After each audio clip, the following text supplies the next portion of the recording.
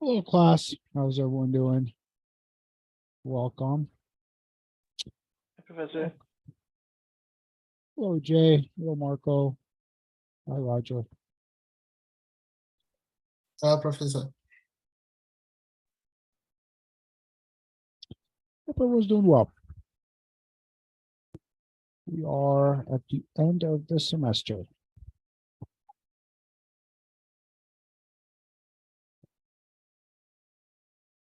All right, so let's see here. Okay.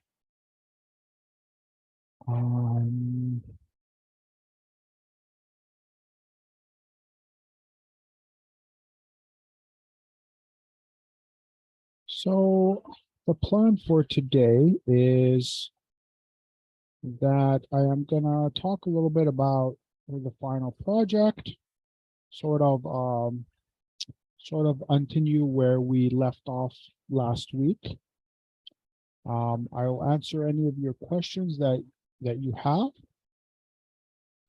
I also want to touch up on React a little bit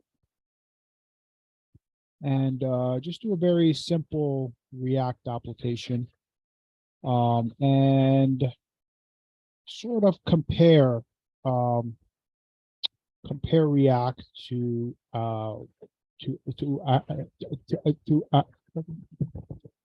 Angular JS.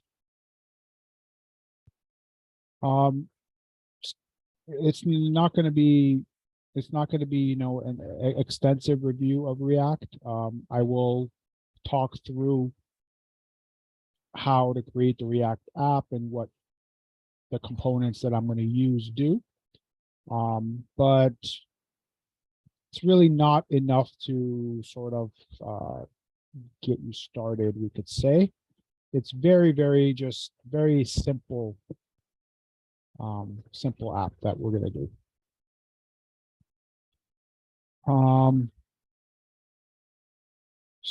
And we will talk a little bit about next week for the finals. In fact, I think I'm going to do that first. So next week on the 14th of December is going to be our final Zoom meeting for the class. And what we're going to do on that day is sort of treat it like any other day. Okay, so there isn't anything special on that day. I'll be here again to answer any questions on the final project. I'll also allow you to share your final project with the class for the 20% extra credit. I think it's 20%. Let me get that right.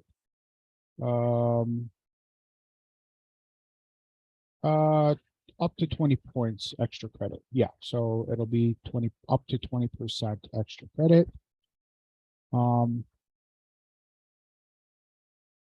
Actually, I will take that back. It's 10% for implementing authentication and 10% for presenting your application. So 10% is the amount extra credit that you can get if you want to present your application.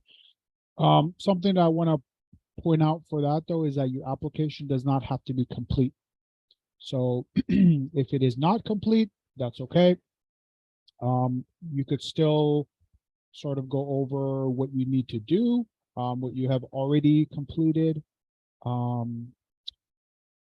Things like what you got stuck on, how you solved the problem, what you don't understand, you want some more information on, things like that. And that would be it. I'm going to ask you to share your URL of your project with me only on the day. So next Wednesday, have that to go. And I ask you, just please send me that URL through Zoom chat, and please just send it to me only, not the entire class. And then what I'll do is I will bring the project up on my computer, and then I will share my screen and we can go over it.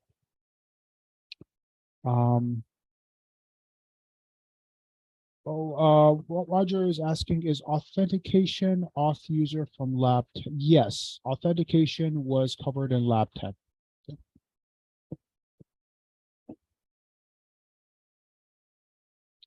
All right, so that's going to be the final. You don't have to share your project if you don't want to. You could just join to see what those students have done.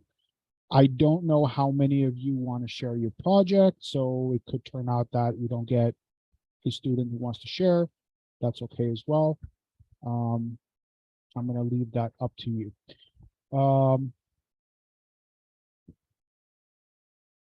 And that will be it. So we don't have too much going on that day.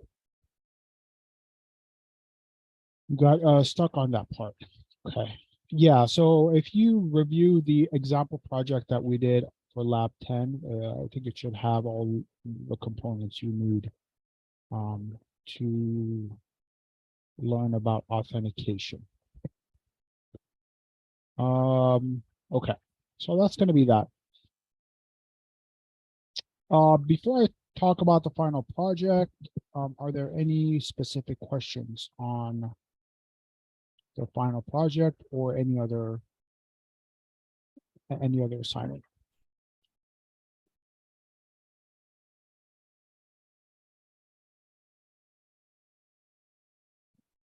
No? Okay. Okay. What we did last week, and it's in the Zoom recording, you can always go back and watch. We talked about the home view, the home search view, and also we talked about the display view.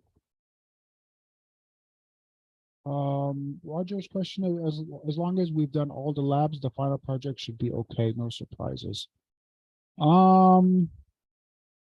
There shouldn't be any surprises, so there shouldn't be anything brand new that you haven't seen before, if that's your question. And if there is anything brand new that you haven't seen before in the lab assignments, I'm going to go over them today, and I went over them last week as well.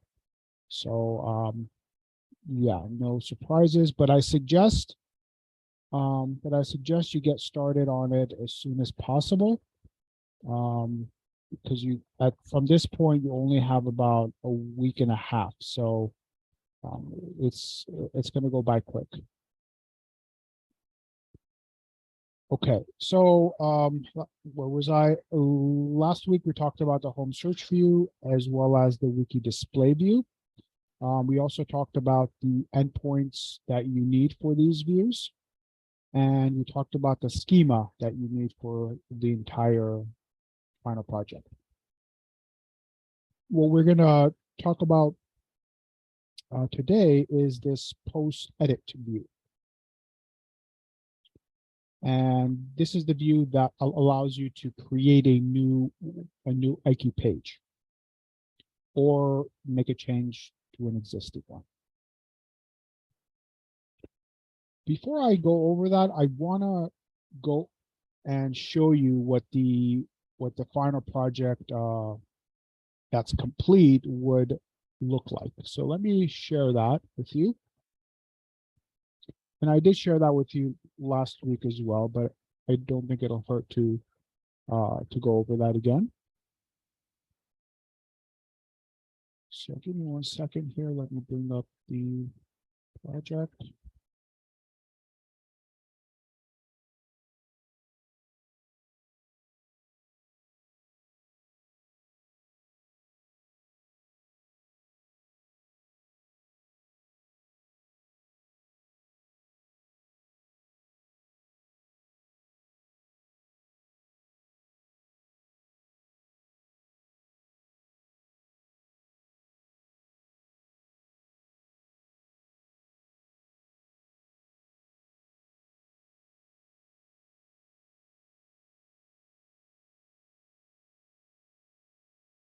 Okay. Share here.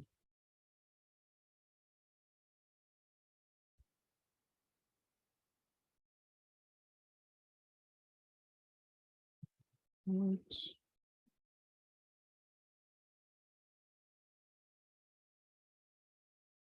Okay, so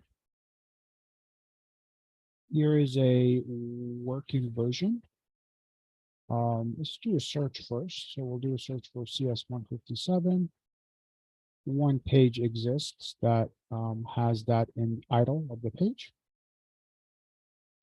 Click on view, we get to see what we have put on the page. If you want to create a new page, we're going to click on this post wiki page. And this is going to ask us the title of the page. So we'll say something like learn React, or let's say Node.js development, category technology, author. I put my name. The URL name is going to be the unique URL name that gets appended to the URL for your page. So we could do something like Node.js dev, and this gives you the page that we will be able to find this information. Okay, so then we can put the actual content for the page here. So learn about Node.js. Let's make this a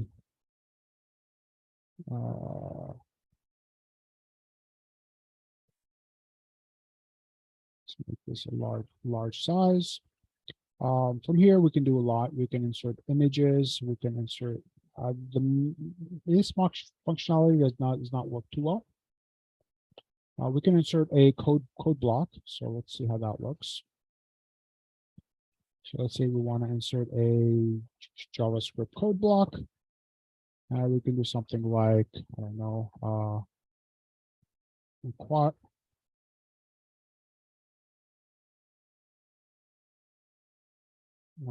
const express equals require express and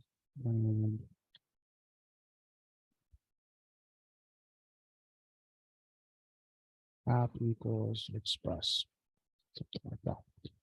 Okay, we can do things like insert a link. So we can click on link, and let's say we want to go to google.com. We can insert a table somewhere here. So we can insert like a 6x6 table here. So column 1, column 2, column 3. And we will go over this as a WIG component today. So you see how that works as well. Info. Anyway, you get the idea. And then it's asking us for a management password. And the reason why it's asking us for a management password is because since this project doesn't implement authentication, this wiki page that we're creating is not connected to any account. So for me to be able to update this page later on, I'm going to need some unique code that I can save along with this page, that when I then want to make a change to it, I can pass that along. And if that is the same, then it'll allow me to make that change. Okay, so that's what this is for. I'm just going to put 1 through 8 there, and I can select on the agreement here. And as you can see, when I select it, the save wiki button shows up. If I uncheck it, it goes away, right? So I'm using the ng show for this, right? So I'm doing ng show dependent on the value of this, right? So value of this will determine whether or not this save button shows or not. Okay, so we will save it and we'll get the final URL. So here you'll see that we have the application URL, and then we have our our URL name, right? The same name that we put up here, right? Node.js dev, that got appended to our main URL. So if we go to this page now, we will actually see the information, right? This is what I just created, right? This was the code block. This was a link to Google, and this was my three column table that I created, right? And up here we got title of the page. We got the page category, who created the page, when the page was created, when it was updated, category again, and the number of page views. The number of page views you'll see automatically goes up every time we refresh the page.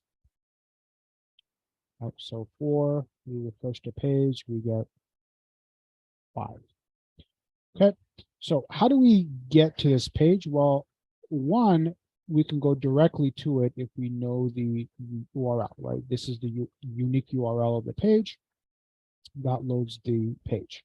Or we could do a search for it. So from the home page, we can do, let's say, Node.js. And here is the page that I just created, right? Will automatically come up. And if I hover over the URL, you'll see that it leads to that same URL, right? The URL of the application and the unique URL of the URL name of the page, right? In this case, it's Node.js dev, I believe. Node, yeah. Did I spell that correctly? Incorrectly? It looks like I did. I put NOS JS dev. That's okay. All right, so from here I can click on view, and again, it'll bring up the page.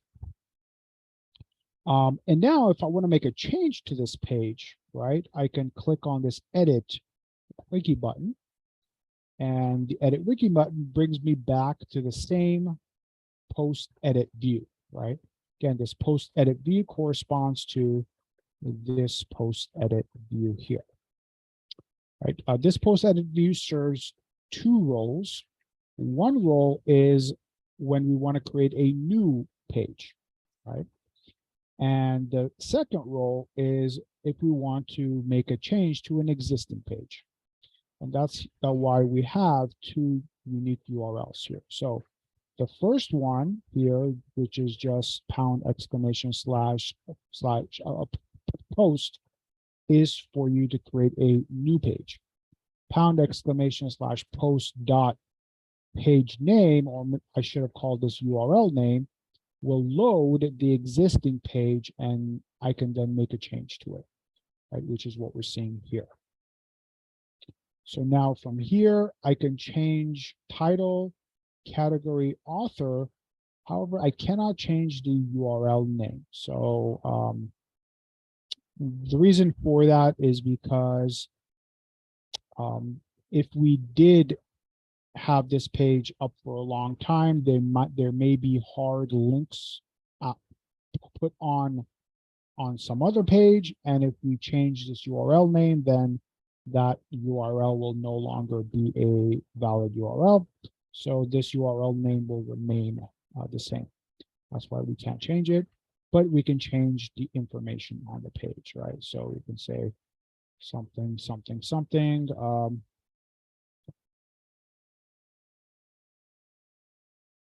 Updated 12/7/22.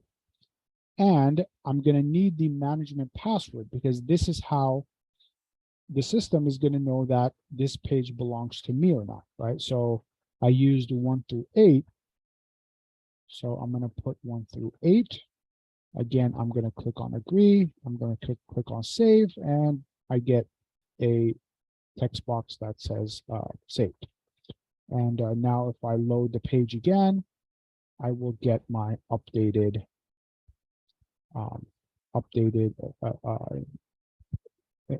information. Okay, so that's how the app is supposed to work, right? From the start again, this is the home page, Node.js, our page comes up.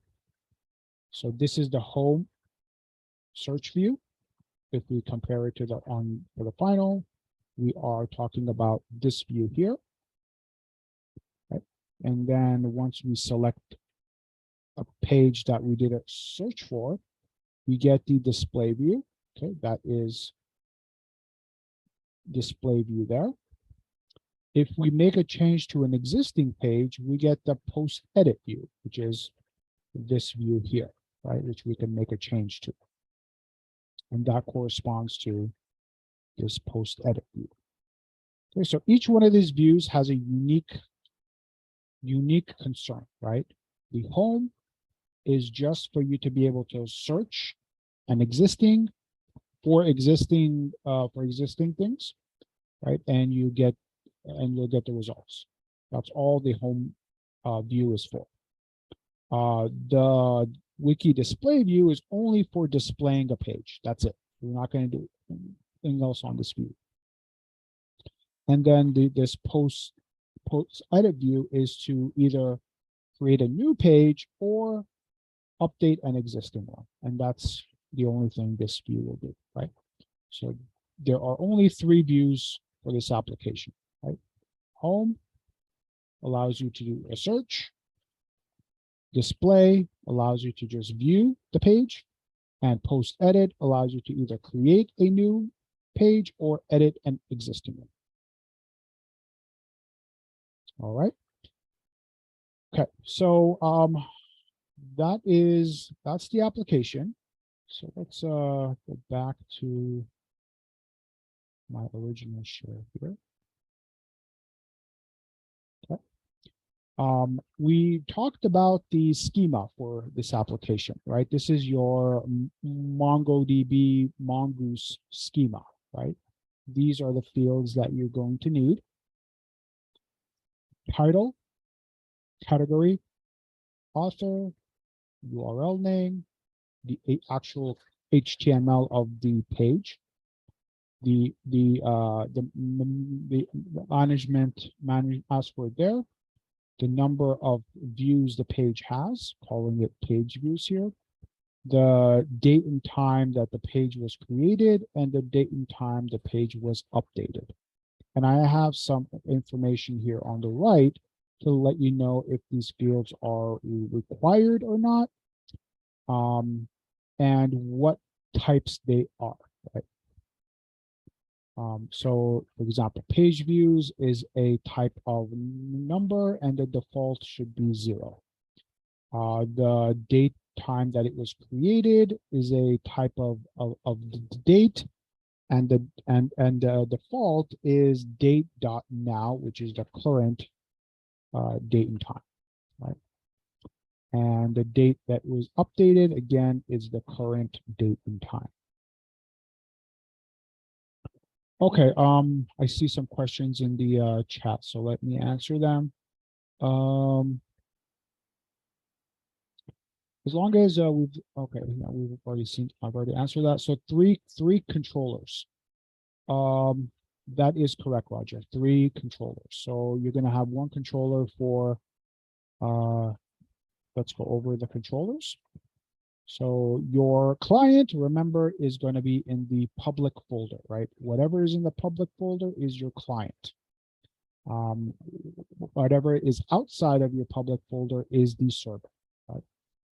So if you go to the client, we're going to go to the controllers, and we're going to have a little bit more here because I did add controllers for the signing and sign in and to creating an account, which are not required for this application. So you don't need to do these. You can leave these completely blank if you don't want to do them. So if we remove the sign in and register, then we are left with the 3 controllers: display, home, and post. Right.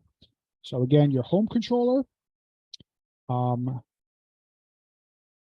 Okay, so let's talk about the home control. Let's talk about them all at this point. So actually, before I get to the controllers, let me talk about how to approach this from the start again. So what you want to do first is you want to create your MongoDB schema. That's step number one. So you need to be able to connect to MongoDB, and you need to be able to define your schema, right? You're only going to have a single schema in this application, right? So if you need to go back to see how that was done, you can always go back to the example projects that we have done. For example, if you take a look at, let's go back, and that's client stuff. This was the authentication stuff. So you'll find everything you need in modules 9 and 10. 10 deals with authentication, which we don't need in this application. So what I'll do is I'll refer you to module 9. So if you open up the example project for module 9, we will get the to-do application, right? So this is the to-do application. So the only problem with this application is that we haven't restructured it. So I will take that back. This is not a good example. So let me go back and load up module 9 instead. So let's, not 9, I'm sorry, we just did 9, module 10. So example project for module 10. And for this project, I believe we restructured this application. And yes, we did. Okay, so you want to start off with this database file first, right? You need to create this file, create your Mongoose. Make sure install Mongoose, create the Mongoose instance, connect to your MongoDB instance. Make sure that when you define your connection string, to change the application name, right? The DB name, right? The name of the DB is going to be in the connection string. So in this case, it's called task DB. For your final project, you can call it, I don't know, WikiDB or something like that. Okay, so make sure to update that. If you don't do that, if you just leave it as task DB, then it's going to use the existing DB for this task application, which you don't want, right? And then, yeah, that's it, right? You're going to call the connect function, pass in the connection string. And then if you don't have an error during connection, we console log that we have connected. Right, so this should be step 1. Create this file, then go to your index, make sure to include it up here so it connects when your application first loads. What you want to do next, right after that, is you want to define your schema, right? And for that, it's going to be in the autos folder. So in this models folder, create what you want to call your schema, and you are going to define it, right? So you're going to do something like we did here, where we did a const. So you want to make sure, again, to include mongoose. And then you're going to do const user schema equals new mongoose schema. And this schema information should come from this table here, right? You have title, category, all these fields, and whether or not they are required and what type they are, right? That information is all in here. Okay, so that will define your MongoDB schema. And then at the end, you're going to do module exports, mongoose model,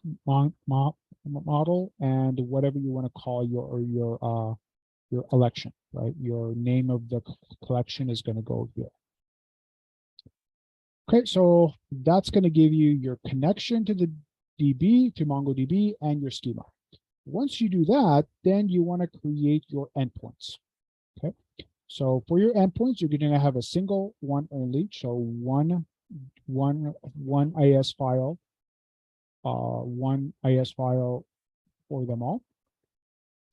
And in there, I will refer you to the notes that I have. Actually, I have some notes in here as well. So it looks like I have already actually created this file for you with some information here. So you're going to have at least 5 endpoints. Okay. Endpoint number 1 is going to be used for your home page, your home view, right? Your home view is going to be is going to allow your client to do a search, right?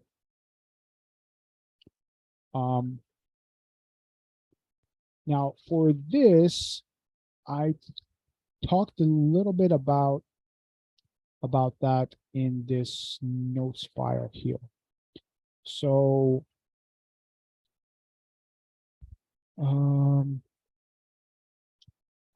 last week I showed you 2 ways to do this part here. I think the more simpler way is to do it like this. So you'll have a get endpoint. So let me copy this information and I will paste it as a comment here.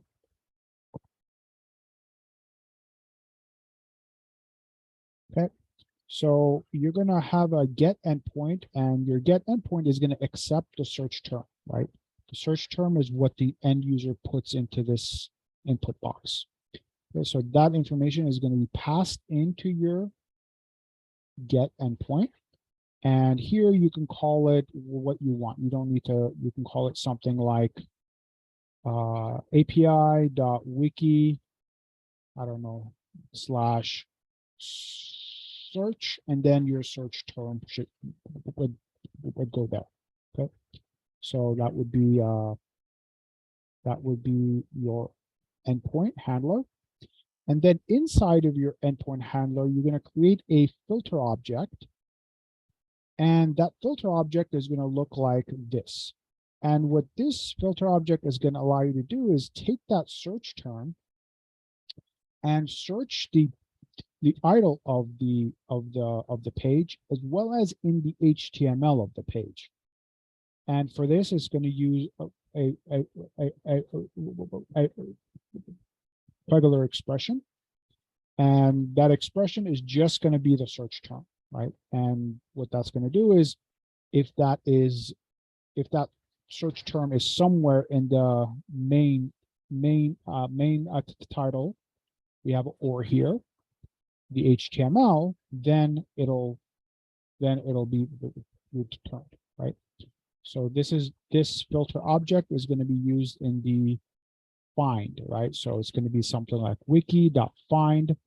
The filter object would go there, and then this result is going to be an array of objects, right? Array of your results, and this is what you're going to send to your client. Okay, so I think that part is pretty straightforward. Now,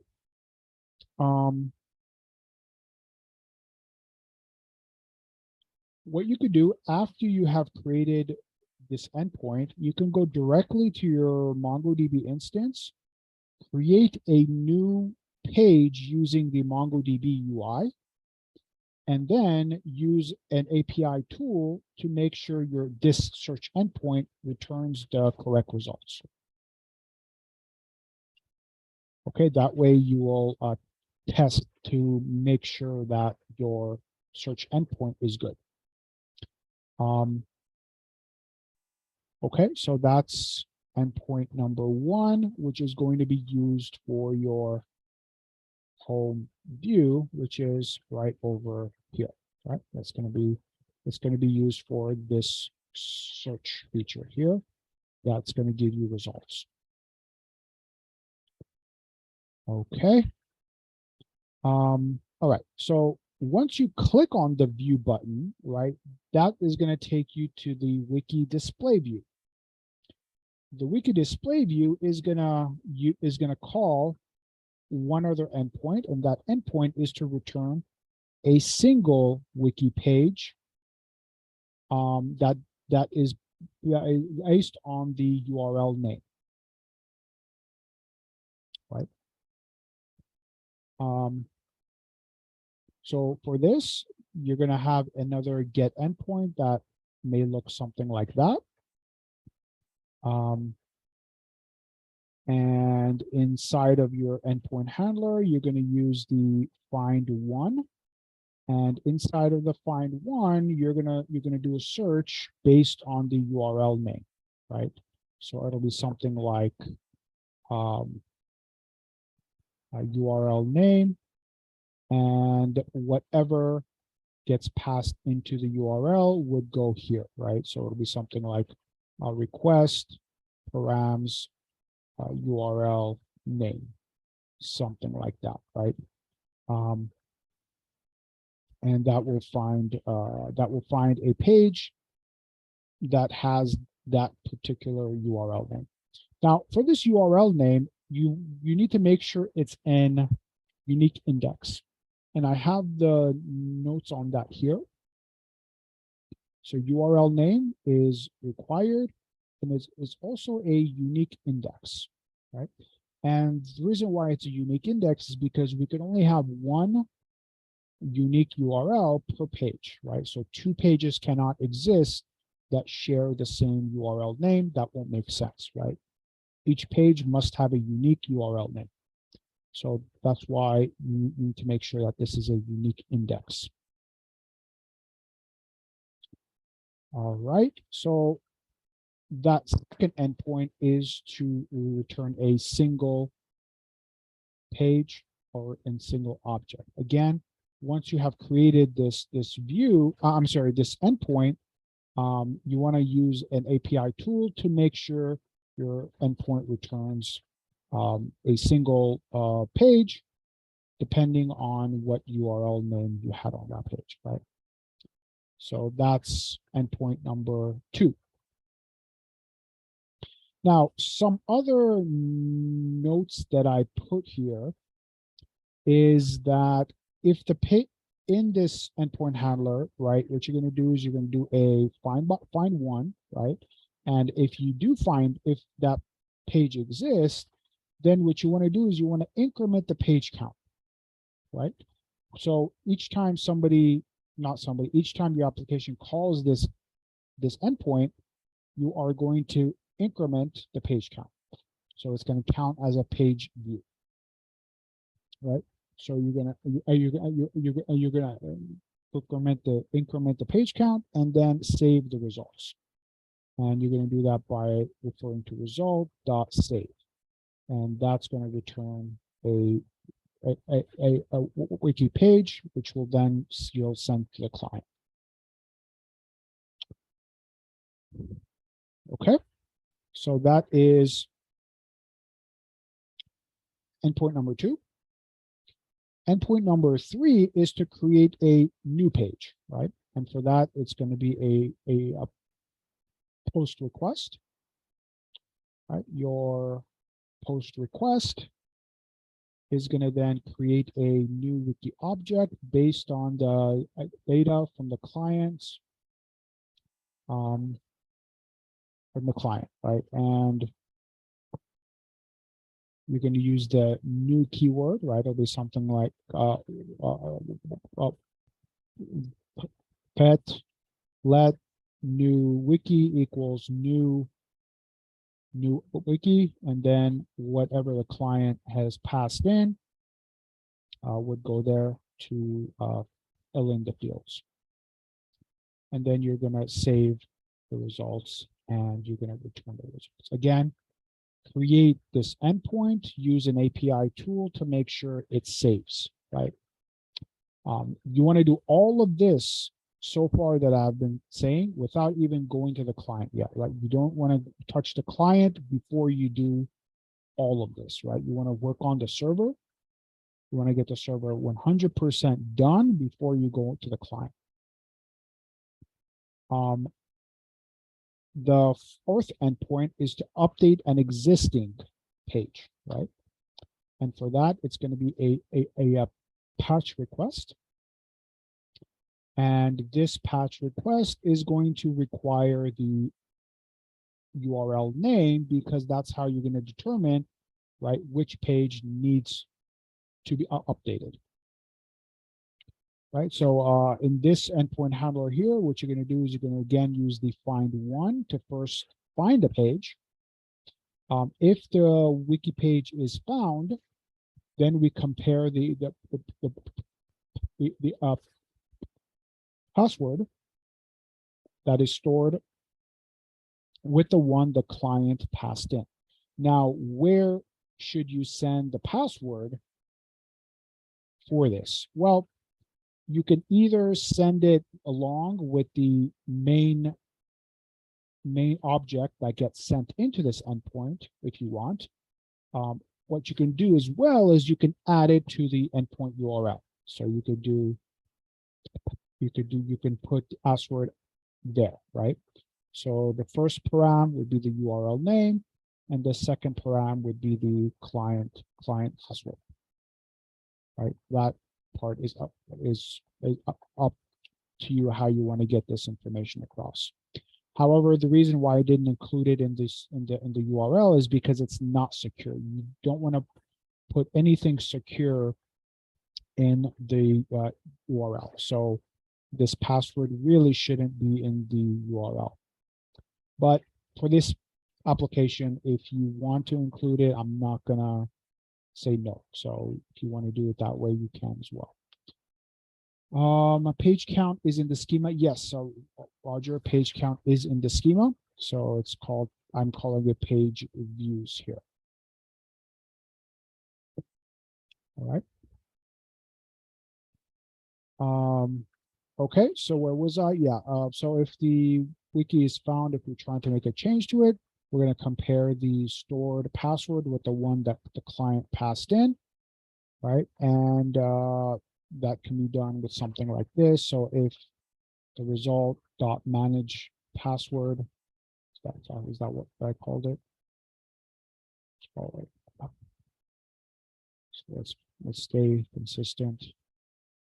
If the result dot password is equal to the password that the client put in, which can be in your main audio object, then you set the item, you save the item.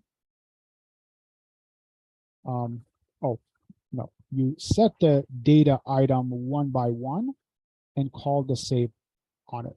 So the reason why you want to set the items one by one is because we don't want to update everything, right? We for example, we don't want to update the URL name, right? Because the URL name is only set when the page is being created.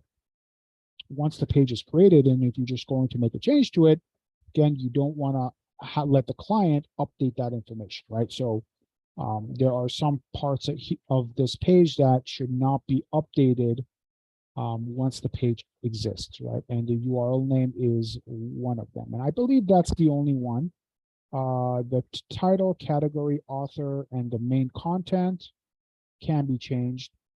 The management password cannot be changed as well. So I guess the URL name and the management password are the two fields that should not be able to be updated.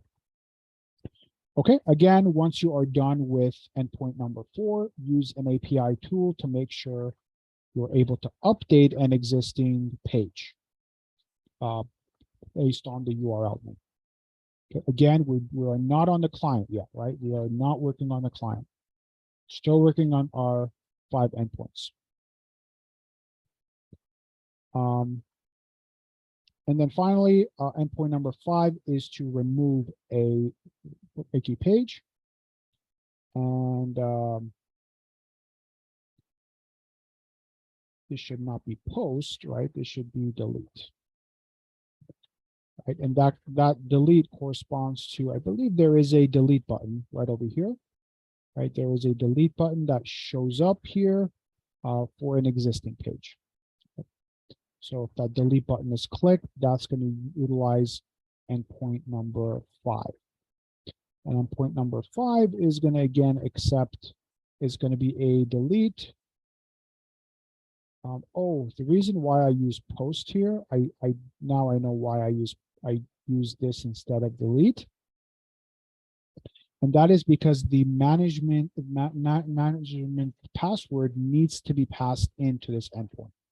And since we don't want to pass in the management password in the URL, we cannot use the delete HTTP request for that, because if we did use the delete, the audio of the request cannot include any information. So we do a post request instead of a delete for a delete, right? We're actually going to delete something for this post, but the reason why it's a post is because we need to pass in the management password, right? So this is going to accept the URL name again in the URL. It's going to check first to see if the page exists. If the page exists, then we're going to compare the management password that's stored for the page with the one the client passed in. And if that's the case, then we can call the function find by ID and delete, and that will then delete it.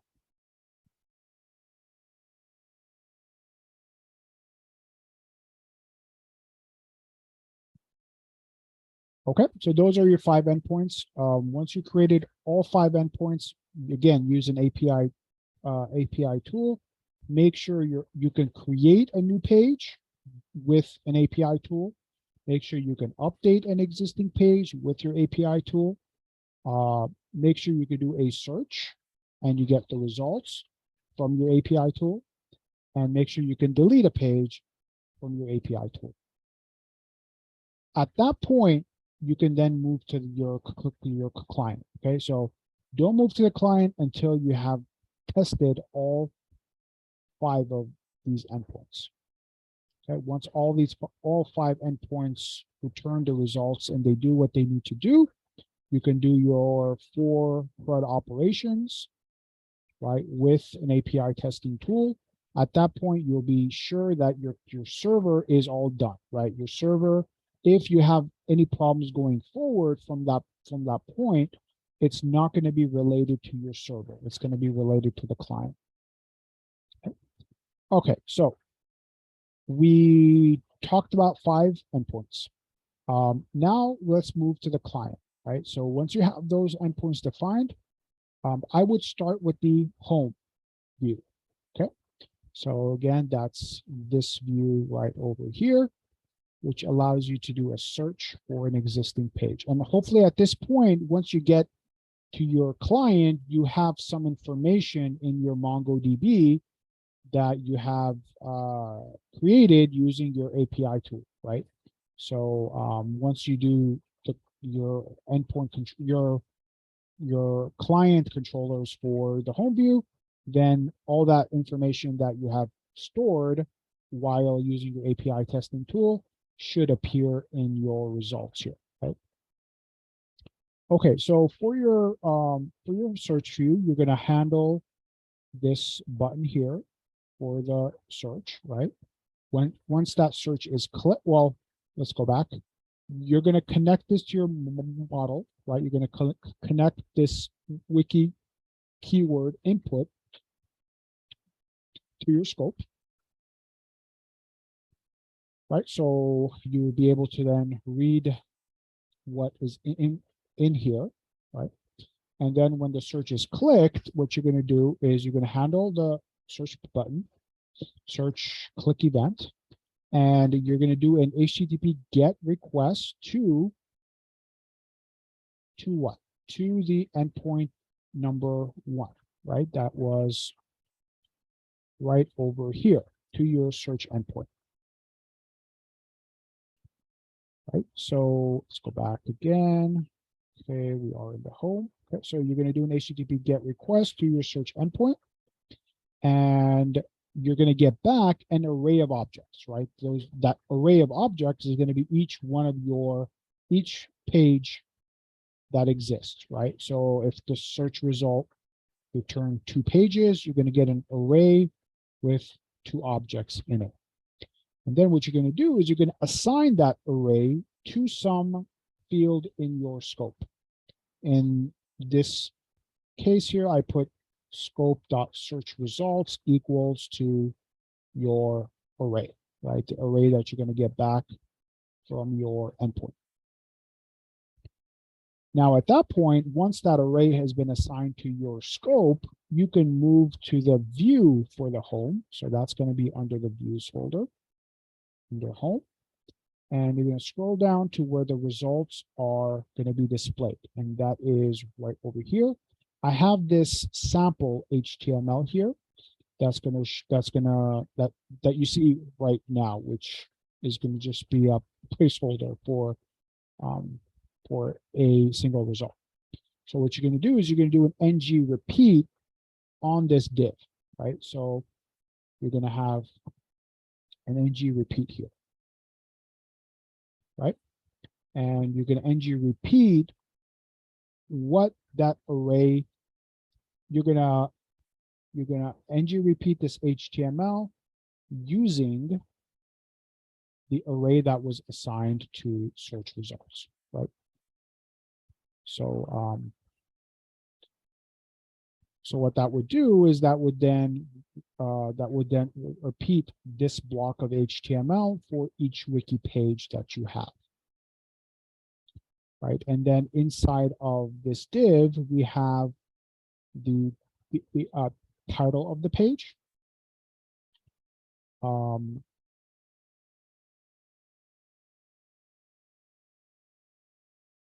We have the button view. Right, so for the button view, you could set the href here, right?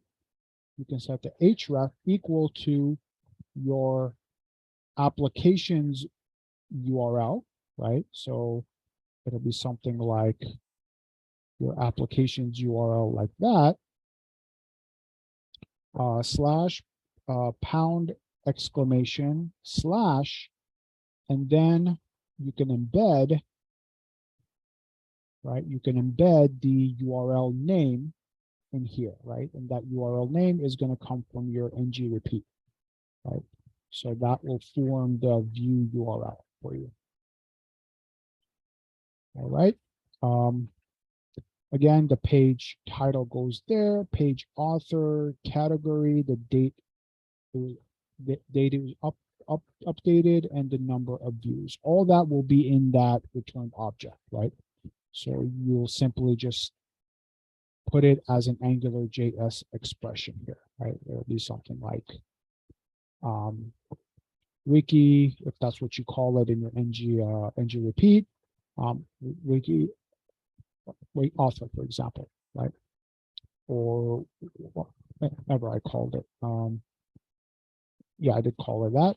So that's what it'll be. Okay, so that will then make your search functionality do what it needs to do, right? You should be able to put in some term, click on search, and get some results to show up here. Okay, so once you do that, your home search is done. That's it, right? That's all this home search is going to do. I just saw in the chat, I'm sorry, I missed it. Can a relative URL be used instead of a replet URL? Yes, it can. That's a good question. So yes, it can be used. So what you're referring to, Roger, is can we do something like this, where we put we can do pound exclamation slash, and then an expression can go there with the, let's say, wiki URL name, if that's what you call it. So yes. About 3 minutes ago, you had the entire replet URL. Could you go to that one? Yeah, so you can either do it this way, or you could do the absolute URL, which will look something like that. Because it ties it to that one replet. It's not portable anymore. That's correct. Yes, absolutely. You're right. Okay. That's right. Yeah, so do not use this URL that I have here in your final project, because this applies to my project here, and this will change. Okay. So if you want to use an absolute URL, you can for your own project. Just make sure you use this URL up here inside of this location, but I would avoid it all together and just put the URL like this. So this will also work. All right, so that's going to be that. Okay, so that's your home view. Any questions on the home view?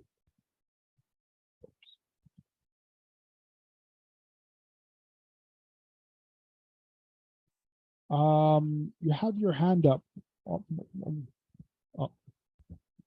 Marco. Yeah, wanna go ahead? I had as far as the home view goes, does this also apply to option 2 for the final? Option 2 is your own thing, so no, it's not going to apply to it. Okay, cool. Thank you. Yeah, I mean, yeah, if you went with option 2, what I'm doing here would not apply to that because that's your own idea, your own thing you're doing. So however you approach that is completely up to you. The thing I'm going over right now is if you went with option number 1 here. All right. Okay. No worries. Thank you so much. Sure. So when we do a search, say hypothetically we come up with 5 URLs, we click on one of them, it'll show up in the it gets injected. That's how it's supposed to work. Can you please repeat that, Roger? So Oh. if you do a search and you get some results, Say you get 5 results, whatever, you get 5 results. Okay. 5 URLs. And we click on one of them, then the contents gets injected into the page of that one wiki. That's going to happen by itself. You don't need to do that. Oh, okay. Okay, you don't need to do that. The thing you need to do when this view URL, this URL is clicked, or let's go back here and we put that URL here, pound exclamation slash, and we put let's say wiki.url name. Let's say that's what is going to be the URL. When this URL loads, when we change the URL to this, it's going to automatically switch you over to the display view. And that is done because if we go to the index.html file, we'll see here that we have this n here. So when we are on the, if we make a new request, okay, it's not a new request. When the view name will changes to this, and that is going to be, for example, when you have a URL that looks like pound exclamation, let's say the name was Node.js dev, right? Let's say that's the URL name for your page, right? If we request this URL, then this handler is going to handle that. Okay, and you don't need to do that inject. This is going to do that. This is going to do that. There's going to be more than one view button that comes up then? Say we get. If you get 5 results, each one of them is going to have a view. Yes. Okay. Okay. Yeah, and remember, that is going to happen with the ng repeat. Again, if you don't remember ng repeat, please go back to module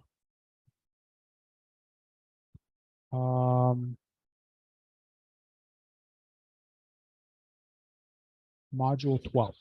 Okay, so module 12, if we take a look at the let's see if it was under AngularJS examples, there is an ng repeat that I have here. Yes, so if you remember this,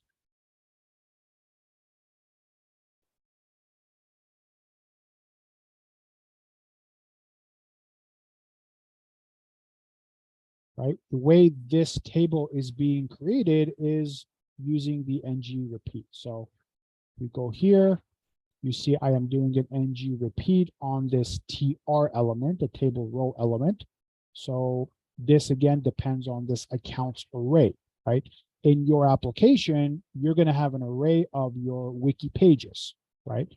And you're going to do this ng repeat on that div that I just showed you, right? This entire div here, right?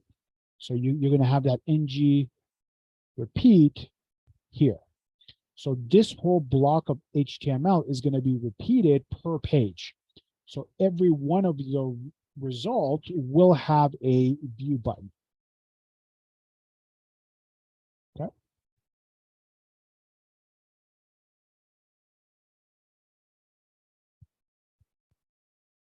All right. I hope that's clear. Okay, great. All right. So again, if you wanna do get a quick refresher on your ng repeat, refer to module 12. Okay, so that's going to be the ng repeat. That's going to be the home view. All right. So now when you click on this view button, right, it's going to automatically switch you over to the display view, right? The display view is this here. It uses the display controller, and the display view's name is display.html. Okay, so now let's go to the display controller. That is this one here. Now, remember the URL name is very important because that is how you're gonna call your endpoint to return a single page, right? So you can read the URL name from the URL by using this route params object, right? So route params.url name will be the part of the URL that contains that unique name for your page. Okay, so route params.url name will be that unique ID for your page. So once you have that, which you can get using this code here, you're going to make a get request to endpoint number 2. Endpoint number 2. Let's go and look at that.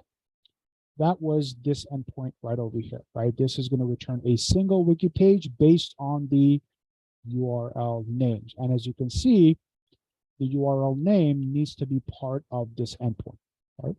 So get API wiki URL name. All right. So going back to your display view. So you're going to make a get AJAX request to your endpoint, and your endpoint URL is going to include that URL name, which is stored in this object here, right? The result, right, will contain all the information you need for this view.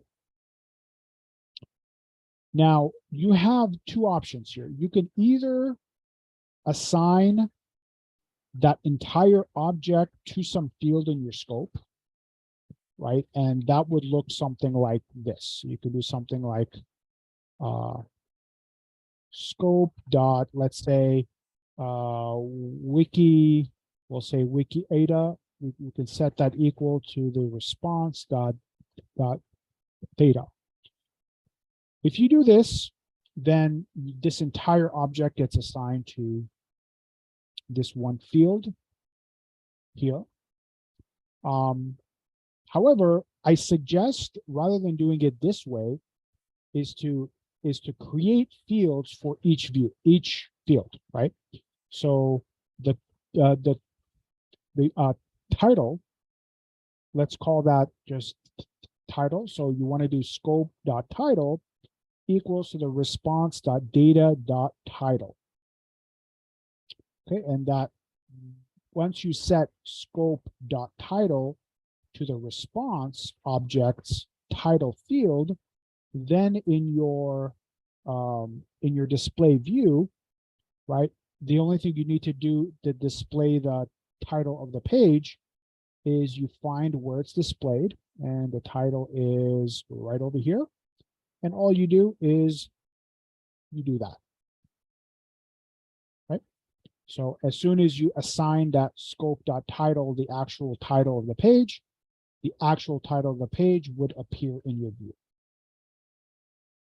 And here it looks like I already have it for category and for the author. Okay, so those three are there for you. So the rest are pretty much all the same. There's only one thing that I want to point out here is the actual HTML contents of the page. Now that has to be set to HTML, and let me explain what I mean. So you want to make sure you have this scope.html set to the actual HTML of your page. The reason is because in your display view, if you just try to output the HTML in an expression like this, it's going to escape this HTML, which means that it's going to prevent that cross-site scripting attack that can happen if you were to be able to inject HTML directly into a page like this. So that won't work. So instead, there is this ng bind HTML, and it's set to the field of HTML. And what this will do is this will display in HTML in a secure way. So it'll still prevent cross-site scripting attacks. However, it's not going to escape your HTML. So it'll actually display it as you would expect. Okay. So that's the only catch. And like this is already there for you, you don't need to make any change to this as well. So as long as you assign the HTML to scope.html, that's all you really need to do there. Okay. And that's really it. So this display view is just going to make an AJAX call to endpoint number 2, get the object, and use the fields in the object to assign it to the scope. And when they are assigned to the scope, as long as you have those scope expressions defined in your view, the information would be displayed. And that is your display view. So I'd say probably the most simple view is going to be this display view here, because there isn't that much there, right? All it does is just one get request endpoint. It's going to get the object. It's going to assign the object to the scope, and that's it, right? Okay, so that takes care of 2 of your views. So we have only one more controller and view left, and that is to edit or create a new page, right?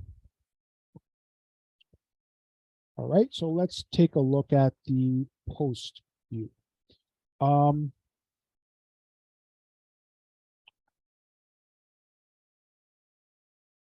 Yeah. Okay, so let's take a look at the post view. You're going to see in the controller, there is this CK editor code here. And this CK editor code that you see which starts on line 5 and ends on line, actually it goes a little bit further than that. It goes up to editor ready. So up to line 44. Actually, I'd say all the way to line 49 has to do with it. Okay, so all this code has to do with this, what you see is what you get HTML, which is this component right here. Now, I want to go over how you create this, okay? Because I know it's already in your view. You don't need to create it, but I do want you to know how it was created. Roger asked, what is the SCE in one of the controllers? Yeah, there is an SCE in, I believe it was in the display view. And I think I forgot to remove it. I think this is a component that's used to display HTML unescaped as well. And I ended up not using it. So it's okay if it's there. You don't have to use it, but I believe that's what that was for. I could do a search on. I just don't remember exactly what I used it for. But yeah, it looks like that is used for HTML. So yeah, this can be removed here. So you don't need this here. But if it's there, it won't. Okay. Let's go back to the post view. Okay, so let's talk about this classic CK here and how it was created and how it was put into this controller and this view, which if you take a look at the post view, there is a div that is used for that CK editor, and it's this div right over here. Okay, so this CK editor gets created in this div that has an ID editor. Okay, if we do a search for CK editor classic, let's go to the CK editor page, and there is a classic page. I want to go there. I believe it's this one here. That's it. Yeah. Okay, and there is a tool that you could use that creates that editor for you, and that's what I'm trying to get after now.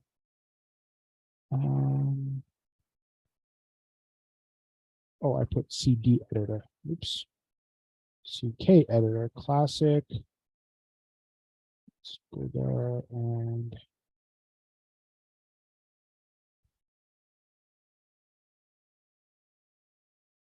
classic editor.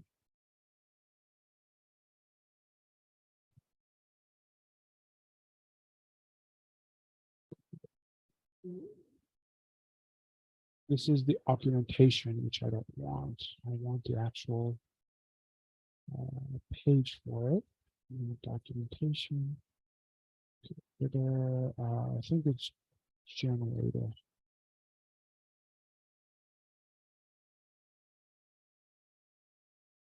Oops. Toolbar configurator. I think that's what it is.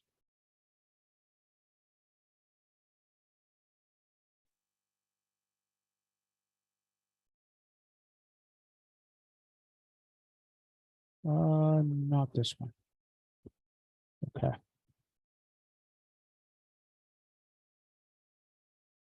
Okay. Having trouble finding this. Okay, editor. Classic.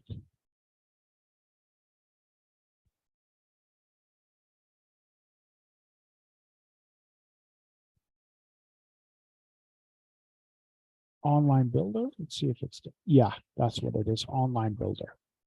Okay, so let's go back again from the beginning.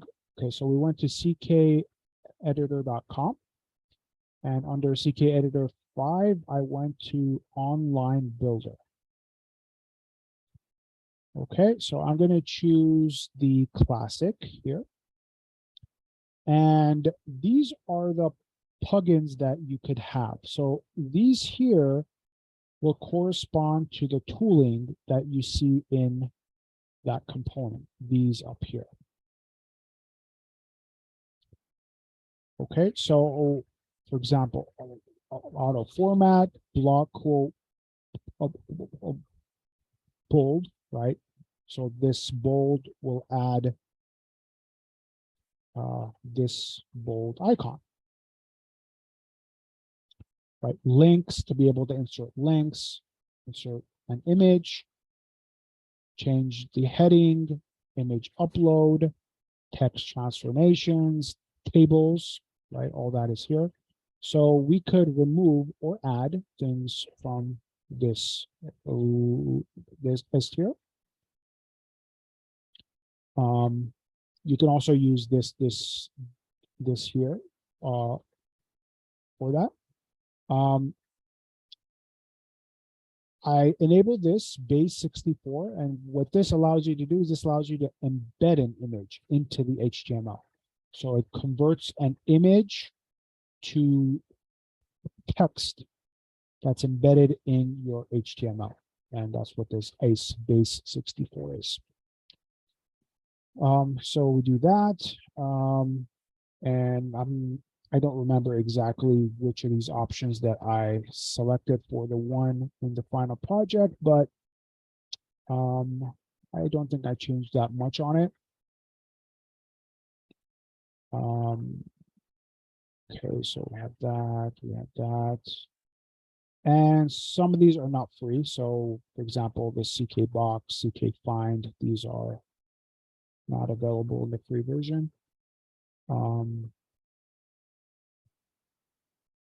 Anyway, so you select the features that you want. And once you do that,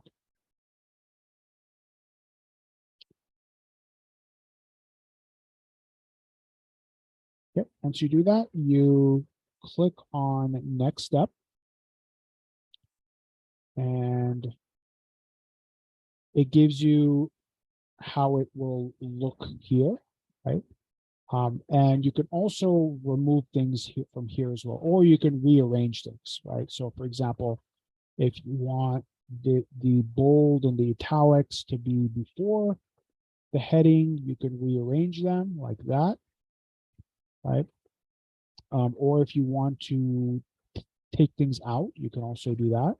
So you could just drag and drop them from up here to down here, or from down here to up here. And then once you're all done with that, you are going to click on next step.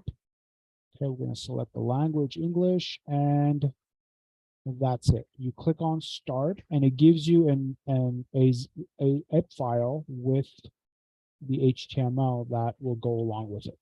Okay, so once this is created, we could go over that real quick.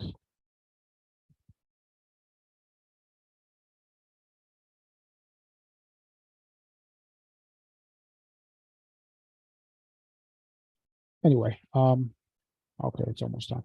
So what again, what this is going to do is going to give me a zip file that has the CK editor script file in there, and the HTML file along with the script file that will aid it, right? So we can click on download there, and we can download this, and let me open it up. Download CK editor. Okay, so let me do a new share here. Okay, so this is the file that I just got, and there is a sample here, and there is a build. So this build has the main script in there, the ckeditor.js, along with translations and the map. And we could see that in the final project in the public, under JS, we have ckeditor.js and this js.map, right? So these two correspond to these two files here. And then we have under sample, I think, or was it source? No, not source. Under sample, we have an HTML file. So this HTML file has the code that I have in the final project controller. So if we edit this, so let's open up, we have to extract it first. Okay, so let's extract it. Extract it. And let's go and view this. So we'll edit it in Notepad++, let's say. Okay, so I know this is a lot of stuff here, but under this div here is where the editor will load.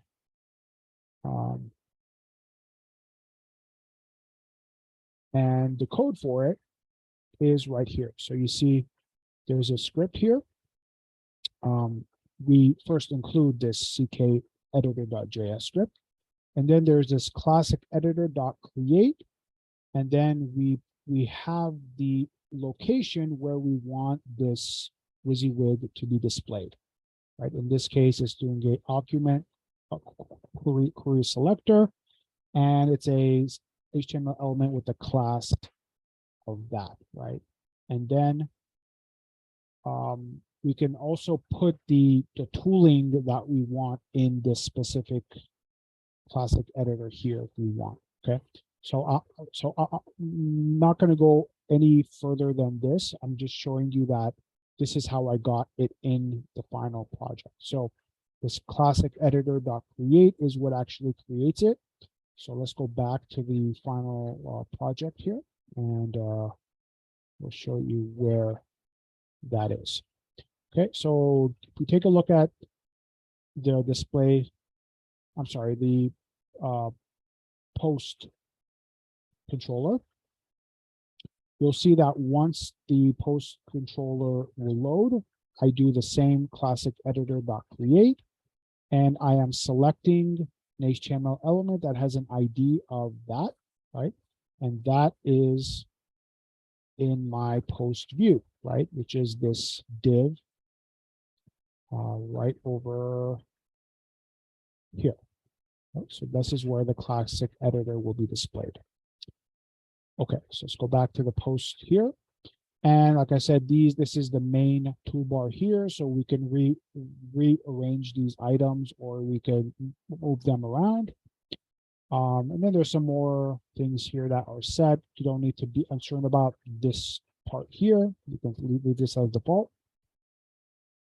The part that's important, though, is that when this editor is done being created, because that's the point where we want to then take over and call our endpoint.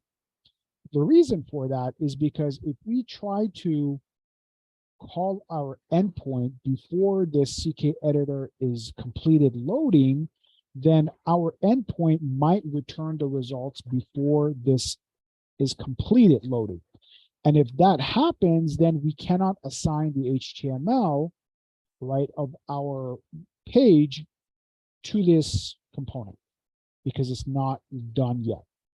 So we need to say that we want to call our endpoint handler once the CK editor is done. And that happens in this then. Okay. So in this then, it's going to set the main editor object in the main window object. You don't need to be concerned about that, but it's going to call this function here, editor here. So editor ready is the point where you want to then take over and call the endpoints that you need, because at this point we know that the CK editor is completed, right? It's all done. Okay, so I hope that makes sense. So I have some notes here. This function is called when the editor is ready. Your get logic should go here. Okay.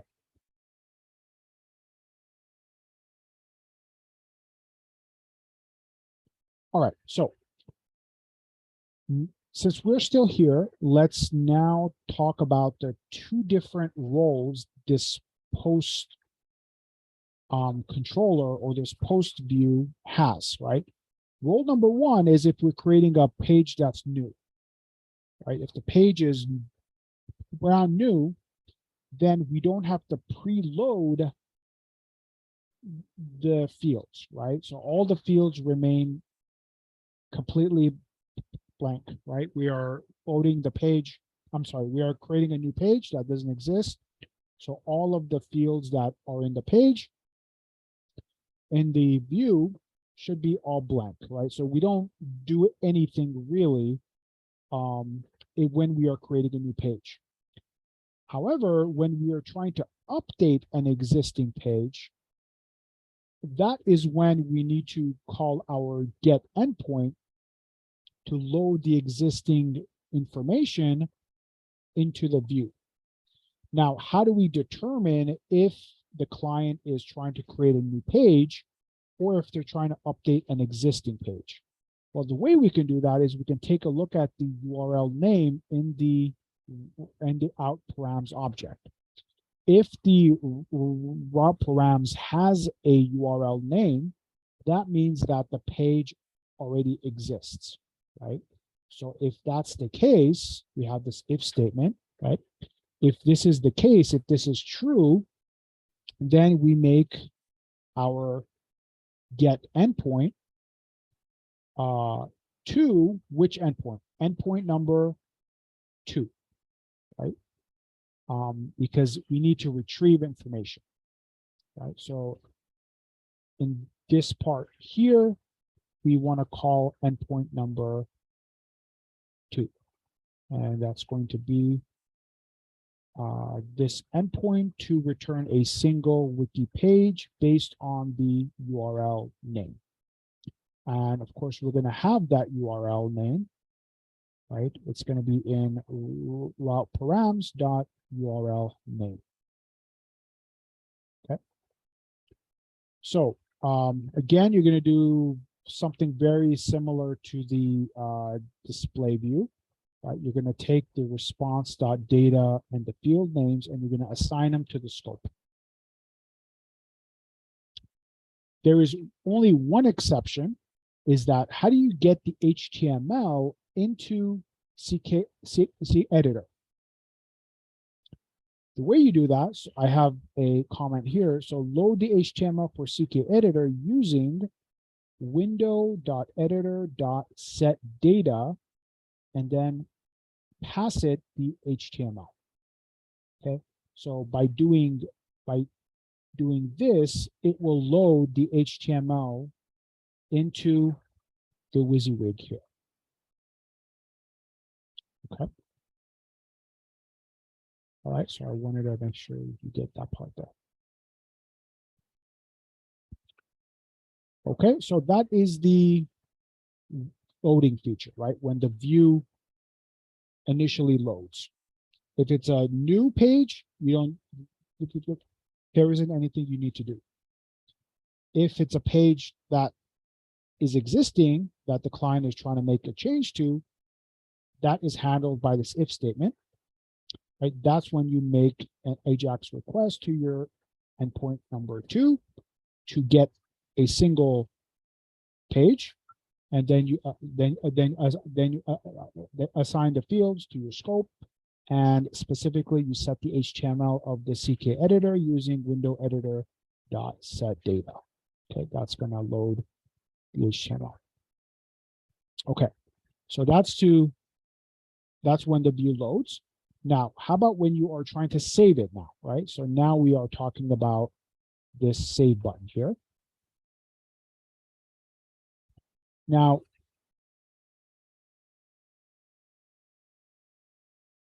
when you're trying to save it, again, you have to determine if the page you're saving is a new page or it's an existing page, because that is what's going to determine which endpoint you call, right? Because if, again, we take a look at our endpoints here, we have an endpoint to create a new page, and we have an endpoint to update an existing page, right? So you need to call either endpoint number 3 or endpoint number 2 based on what? Based on the URL name being in the URL, right? So again, you're going to use that if statement here, or whenever you click on that save button, what you're going to do is you're going to have an if statement that looks like this. And if the URL name is defined, then you call your update endpoint. If the URL name is not defined, then you call your save endpoint. Okay. So saving an existing wiki, use the URL name to check, and do a patch request, passing in the data items. Now, okay, then I'll get to this part here. And if you are saving a new page, then you're gonna save the new wiki, do a post request, right? And the only thing you need to, not the only thing, but the way that you need to now get the HTML from that WYSIWYG is you call this function get HTML. Okay. So this function is actually up here. So you could just use window editor dot get data as well if you want. But if you call get HTML, that's going to return all the HTML that you need to send to your endpoint. Okay, so that's really the only catch on this post view is the two concerns, right? One concern is if you're trying to create a new page, and the other concern is if the page already exists. And that can be determined from this route params.url name. And to read and write HTML to CK, you use window editor set data to set the HTML for it. And you can use either window editor get data, or just call this function get HTML, and that will return the HTML from the editor.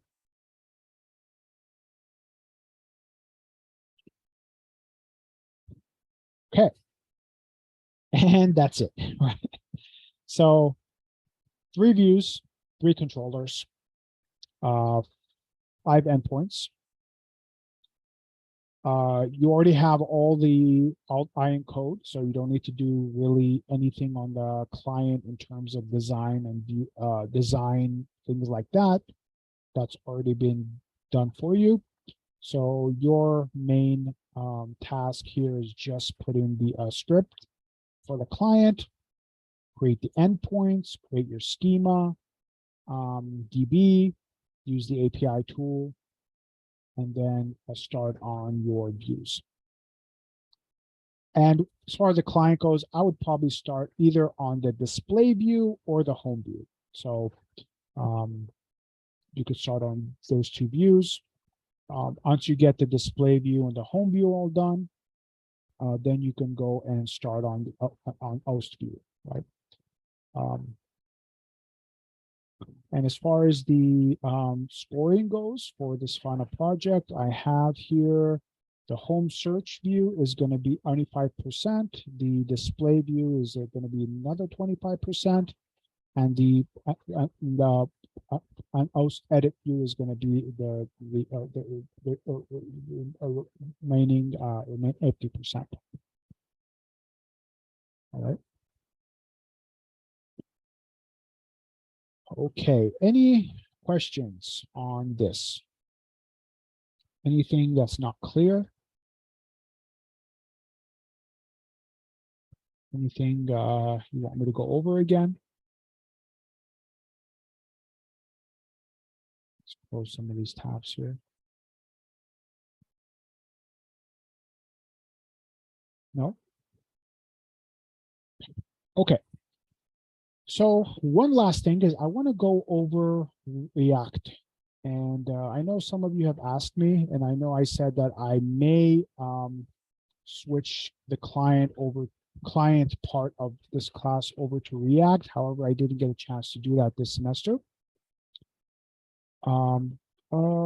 Watch office hours next week. You mean next Friday or this Friday? Next Friday, I will have, yes, I will have office hours on the 16th. If that's what you're asking.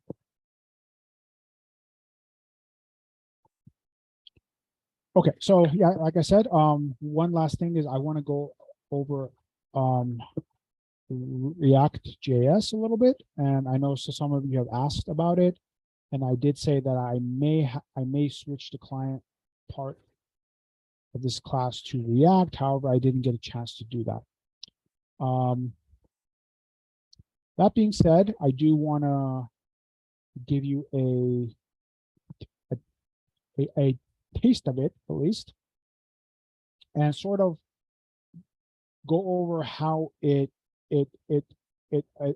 compares to Angular JS and what I think is not that great about it. But of course, it's my opinion. So, all right, so let's start a new project here.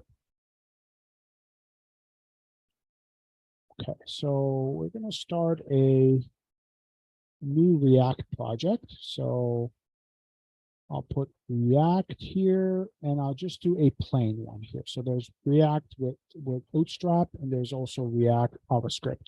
There's also React TypeScript as well, but we want to keep it as simple as we can. So we're going to select here React JavaScript. So we'll click on Create, and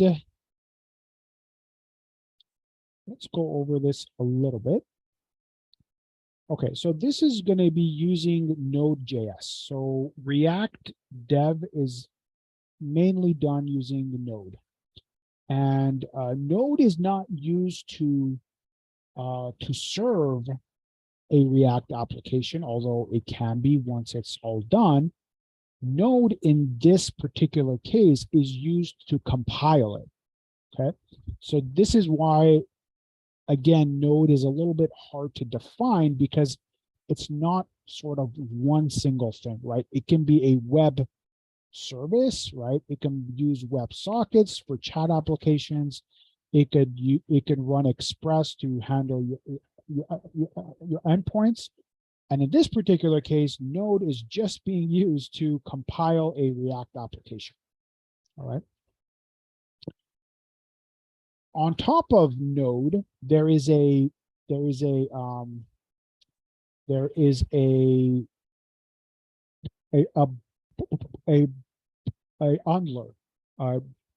and that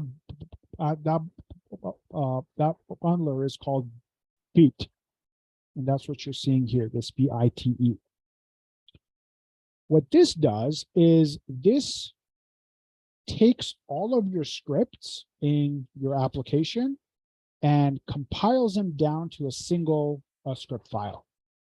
So then when you want to deploy your application, you don't need to deploy 10 different script files. You just deploy one script file, and you can actually embed CSS in the script file as well. So you can embed your HTML, you can embed your CSS, all in one single file, and then that's the file you can just that's the main file. So Vite is a bundler.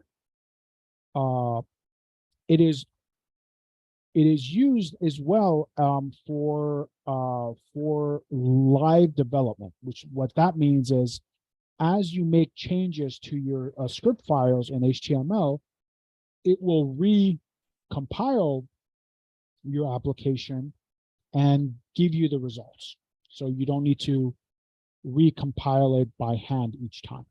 Okay. So that's what that is. I just wanted to state that because you may not know what this is. There are also ones called Webpack. So there's also Webpack. There is a parcel, and these sort of do the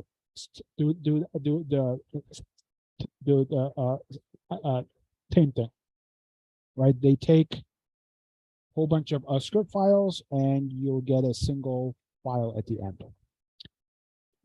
Okay, so just wanted to make note of that. All right, so when we run this React project, we're going to get this. Let me see here. Let's go ahead and start out of sort of how things are structured and how things sort of start. So if we go to this main index HTML, this can be, let's say, your single page application, your main single page application. And here we have a div here with an ID of root. So this ID of root, this div is where your React application is going to be injected into. Okay. Your React application in this particular case is going to be in this file index.asx. Now I'll explain the main difference between JS and JSX in a bit. But this is sort of the main starting point, I guess you could say, for your React application. Okay, so this is the main starting point, and this is where your application is going to be injected into, this div ID with the root. Okay, so let's now go into this index.jsx file. And here you're going to see that we are referring to this object called React DOM, and we're creating a root component, which this create root is. And the first thing that this needs is that location where our application is gonna be injected into. And here, all we're doing is just we argument get element by ID, and the ID of that element is root, right? And again, that refers to this div element here. Okay. Then we are going to render our app. Now, what is this HTML thing that looks like HTML here called app? This is ASX. So JSX is Java is, well, okay, is HTML with embedded a script. That's what it is. Okay. So it's HTML that can embed a script in it. Okay. So we are going to render this app HTML looking thing. Now, where this app thing is defined, if we take a look up here, we have import app from /app. Now, this is really referring to this JSX file here. So it's actually app.jsx. However, we don't need to include that. Okay, so what it's saying is that we want to create a component.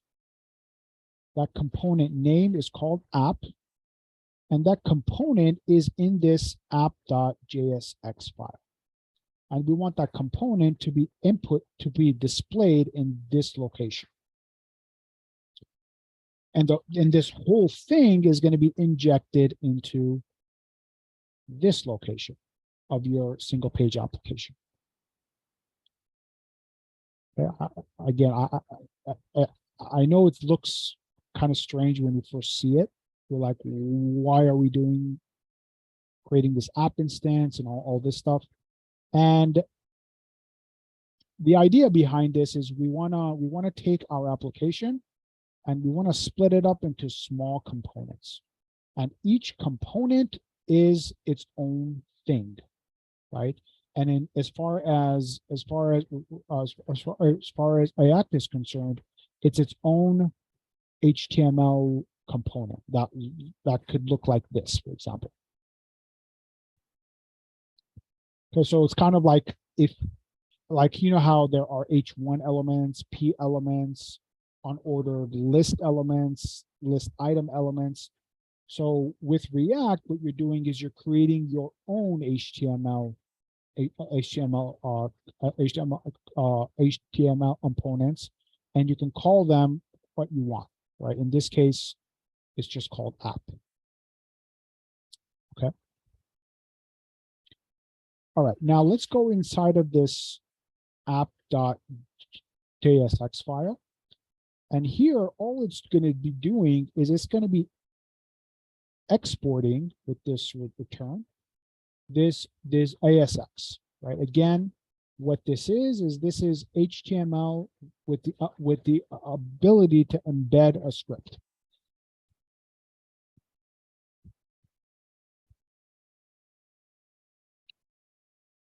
Okay, so why do we have this main here? Do we need this main? And the answer to that is, for 99% of the time, we do need a single HTML component that encapsulates this whole return. And the main reason for that is because this return can only return one thing.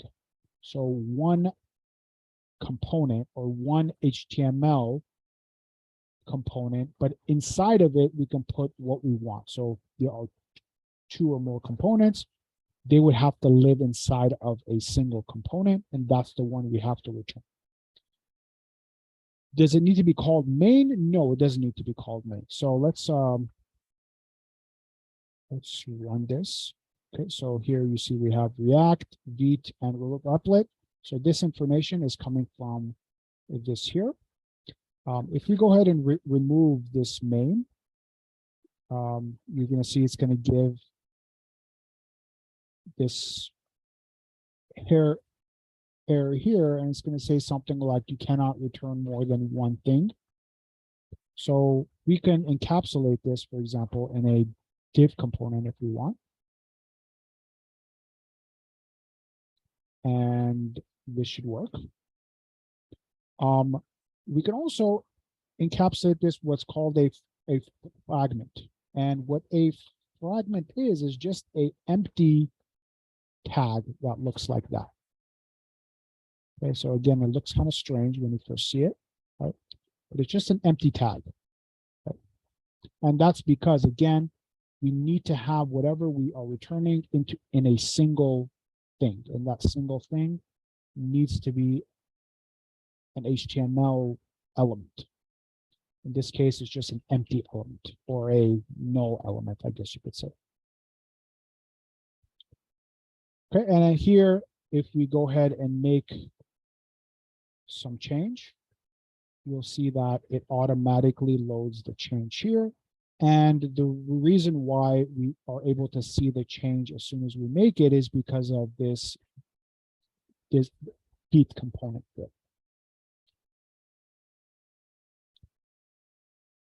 Okay, so what we're going to do now is I'm going to create a very simple to-do application and show you how that's done. It's not going to be too involved, okay? So we won't have the ability to take elements out, but we will have the ability to put a new to-do task in. Okay, so we'll show you how that works. All right.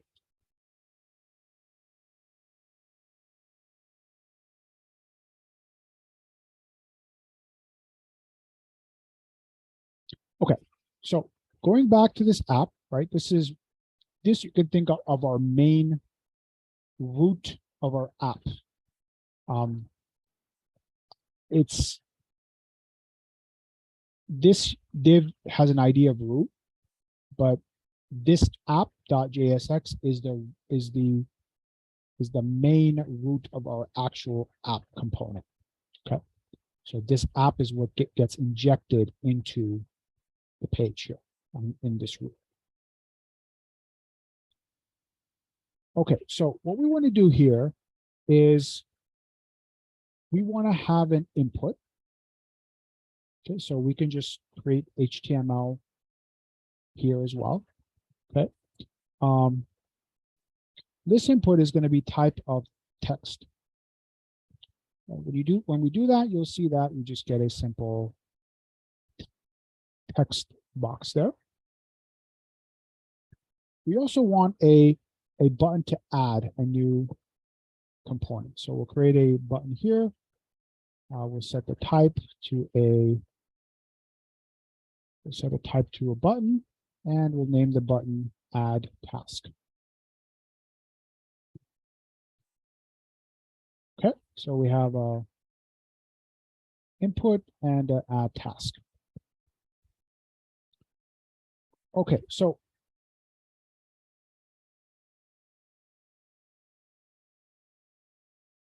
see what we should do here next. Okay, let's go and show you how to add an event handler, right? So whenever you click on this button add task, right, we want some code to run, right? So how do we do that? Well, we use this syntax on click. Okay, so this is unique. So let me go back here. Okay, so the standard event handler for a button is on click like that, right? So we can have some function call here. However, whenever we're dealing with React, we have to use the React version of this. And the React version of this has a capital C. Okay, that's just the way it is. Okay, so on click, this lets your React app know that this is part of React and it's not part of the default event handler for this. All right. Okay, so on click, right, we want to call some function. However, we don't put that function in a quote like that. So if we want to do something like add task, I mean, we want to call a function called add task. We don't put it in a quote like that. Instead, what we do is we put it in a open curly brace and a closed curly brace. So this is how we embed script in HTML. So if this is HTML, right? But this part where we have a open curly brace and closed curly brace, we have a place here that we can put script. I know it looks weird, right? Okay. So on click, we want to call a function called add task. So we need to define this. So we go into our app component and we create a function add task. And let's just for now do alert.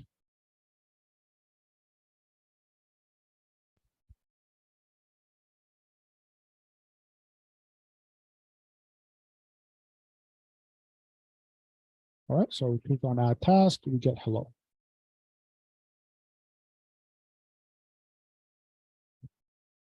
Okay.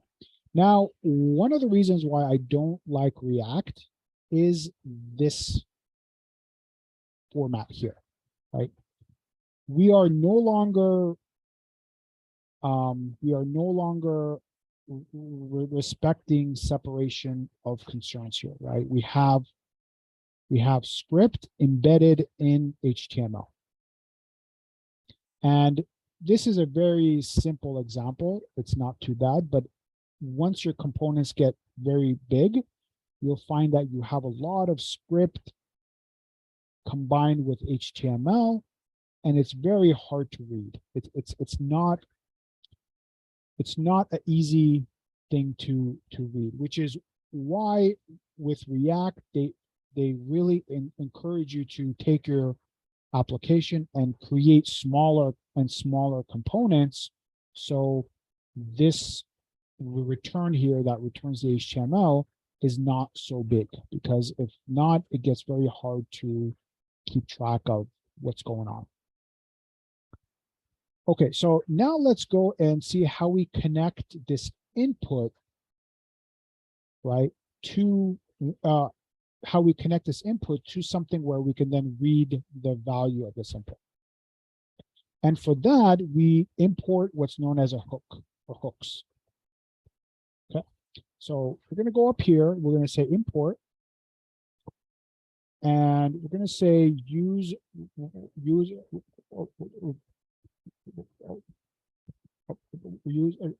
F from React. Okay.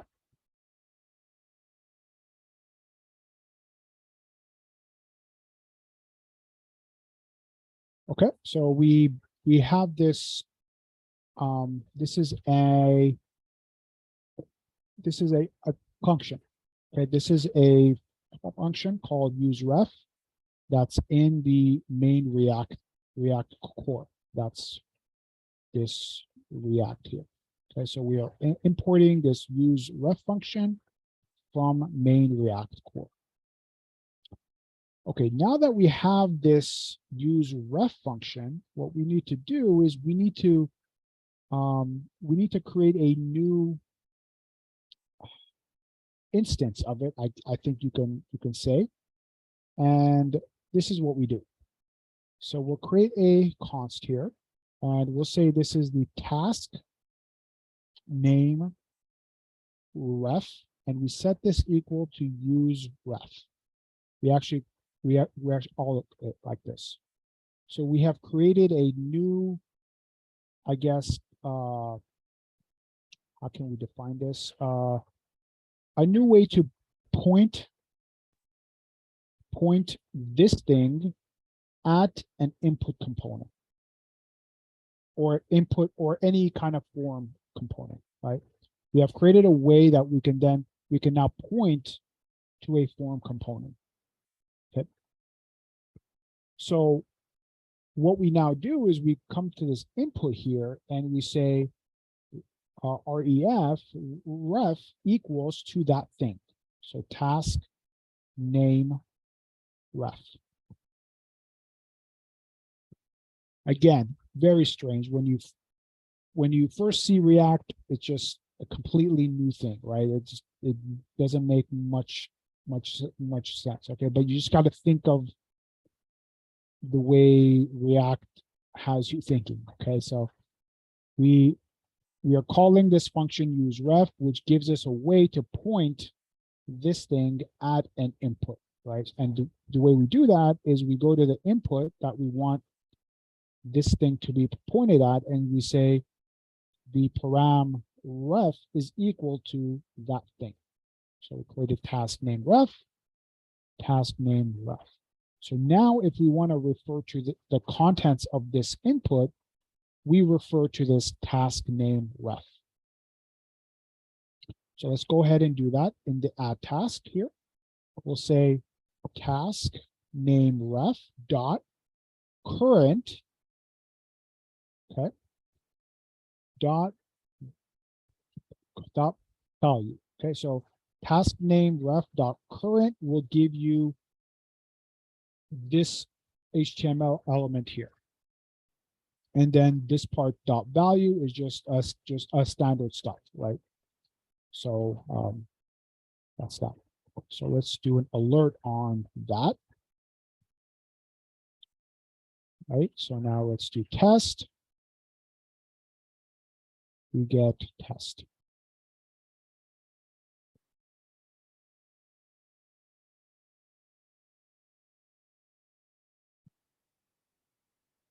All right.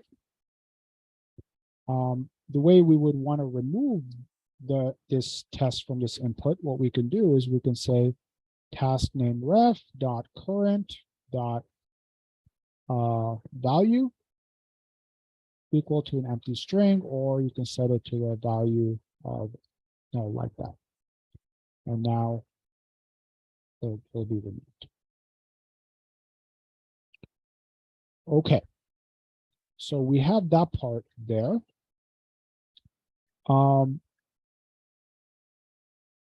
Okay, so now what we need to do is we need to define some state.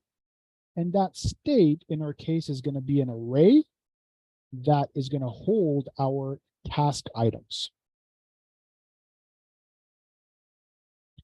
And to use state in React, we use another hook called use state.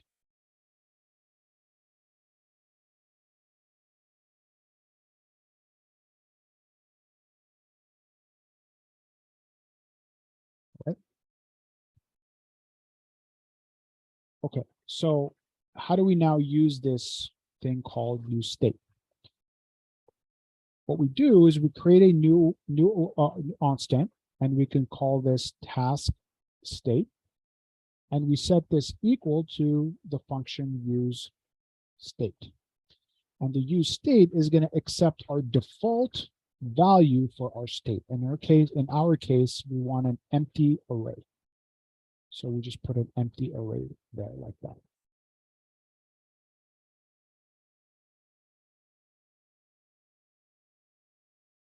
Okay. So whenever we use this thing called use state, what it does is it gives us an object. So this use state will return an object, and that object is going to have two fields in there. One is task state dot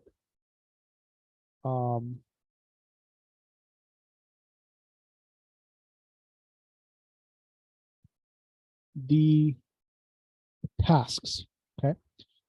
This doesn't need to be called. This is tasks. This can be called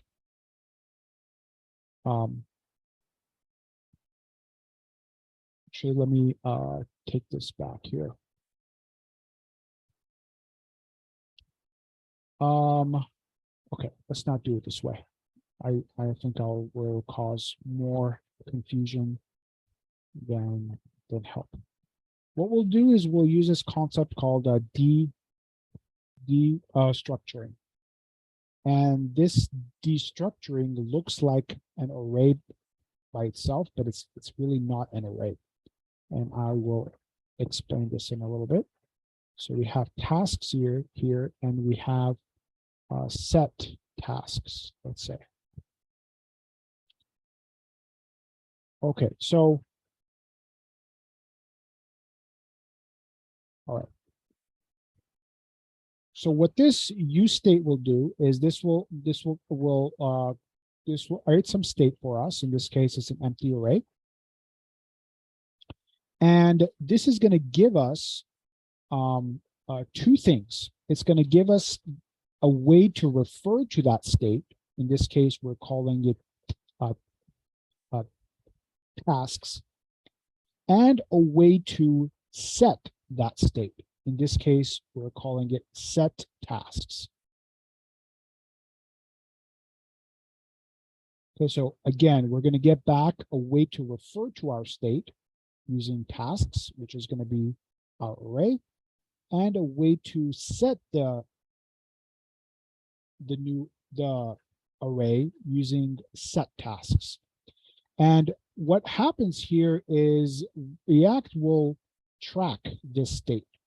So if we use this tasks in our view part here, if we call set tasks on it and this array changes, it will automatically redraw that object or the thing that we are tracking state in the view. So it's doing what AngularJS just does by default, right? Wherever we use that scope object, and as soon as we change the value of the scope, if that field is connected in some way to our view, our view automatically will change. In this case, there is no automatic. It's up to us to let React know when we want that state to update.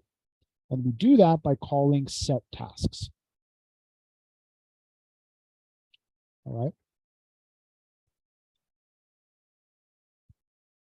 Okay, so for now, let's just put one task in this array. I know this is empty array, so we'll just put task number 1 like that. Okay, so this just has a single default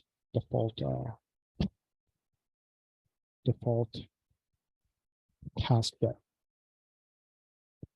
All right, so what we want to do now that we have this tasks state is we want to pass this task state to a new component. Now, do we need to create a new component? No, we don't need to create a new component. However, again, this is just to show you how React sort of works. And in this case, I want to actually create a new component and pass this array of tasks into that new component. Okay. So what we're going to do is we're going to create a new file here. We're going to say add file. We're going to call it task list dot ASX. Let's go back to app.jsx. And now what we want to do is we want to import this task list. Okay. So we're going to say import task list from, we're going to refer to the current folder, and we're going to refer to task list. Okay, again, you don't need to add this JSX file. Okay, now that we have this thing called task list, what we can do is we can, let's put it after the button there. We can use like an HTML component here and say, this is going to be our task list component.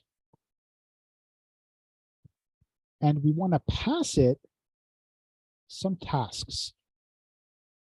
So we're going to say tasks equals to, again, we're going to use this open curly brace, close curly brace, and we're going to pass it this tasks array here that we got back from useState.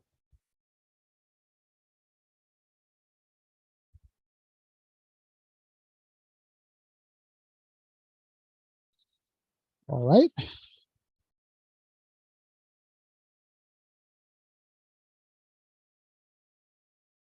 Okay, so now that we are going to passing this array from our useState into this task list component. So this is now called a component.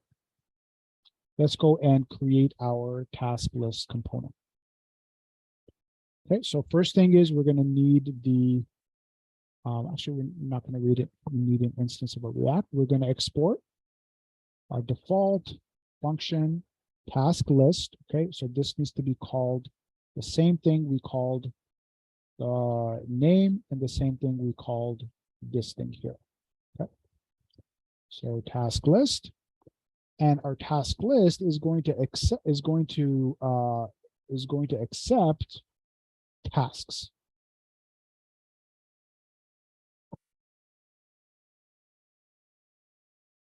Okay, so this tasks array that we passed into the task list under the property called tasks gets accepted like this in this default function task list, and we have the tasks there. Right, so tasks here is just that array, right? It's just that array. But it's not a standard array. It's a trackable array, right? It's a way where if we use components of this array with React, it's going to know that this is part of our state. So if things in this array changes, it's going to automatically update those.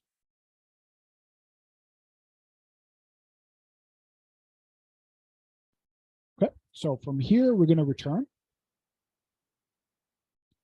Okay, so we're going to return an unordered list like that.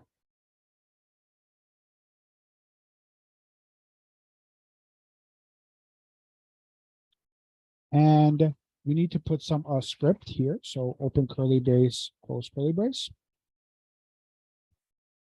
And now what we need to do is we need to output the results of this tasks array.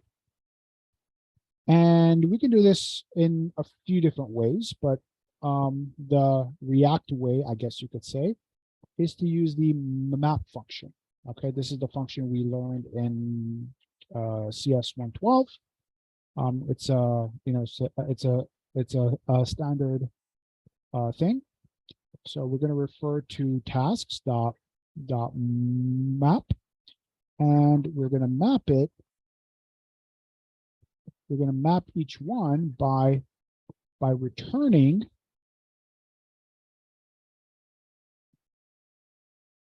an LI element, a list item element, and we're going to embed the task in there. This is why I don't like React, right? I mean, just doing something like this, just very hard to read, to keep track of, right? We have HTML combined with script. I don't know. This is just my opinion on it, but it's not clean in any way. Okay, so let's now, oh, actually we don't need to run it. So as you can see, we get task 1 there, right? So the reason why we get task 1, again, in our main app instance, we used useState. We passed it the default array with one element in there called task 1. Right, if we say comma task 2, we get task 2 there. Okay. So there is one problem here, and let me show you that. If I view this in a new tab, and I F12, go to the web dev tools and go under console, I get this thing from React. It says something like each child in a list should have a unique key prop. So why it's saying this is pretty clear once you know how React works. And that is, remember, this array that we created called tasks using useState, the whole point of useState is so React can keep track of this thing. Okay. But if we have an array that has components in it, how does React know which one of them has changed? Right. So the thing is, it will still work. So the way you see here, it will still work. But the way it will work, the way we see it right now, is it needs to redraw the entire array if something in the array will change. So if we make a change to one component in this array, the whole UI, the whole array will get redrawn because there is no unique key per item. So the way we solve that problem is we go here under this list item and we give it a prop key. And this is going to be the unique key that's going to define this task. And in our case, we will just use the same name here, same task name for the key. Okay, again, so it knows if this particular task gets changed, it only needs to redraw task 1, not the entire thing. All right. So if we now view this in a new tab, F12, that error is now gone. Okay, so that's that. So now the only other thing that's left here is when we click, if we try to add a new task, right? We put something here, we click on add task. What do we need to do, right? That code is handled in the add task that we have. So let's remove the alert here. Okay, and remember, when we use this use state, we got back two things: the array and this thing called set tasks, right? So set task is used to make changes to this array. Okay, so the way we do this, again, it's the React way to do it, which I don't like, but it's just the way it is we say set task. We call this function called set tasks, and this set tasks is going to loop through this entire array, and it's going to give us the previous tasks. So previous tasks. And now what we need to do is we need to return a new array that includes this previous tasks along with the new one that we want to add. And for this, we use the array span function. Again, it's one of those things where it looks like this, okay, which means include all the previous tasks in the array, and then add on to that the new item we're trying to add, right? The new item we're trying to add is under this task name ref, right? So task name ref current dot value.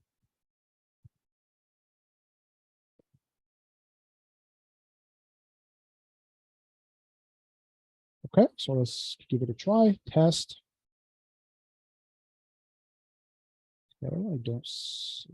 Something is being added, but it's an empty task. So what am I doing wrong here?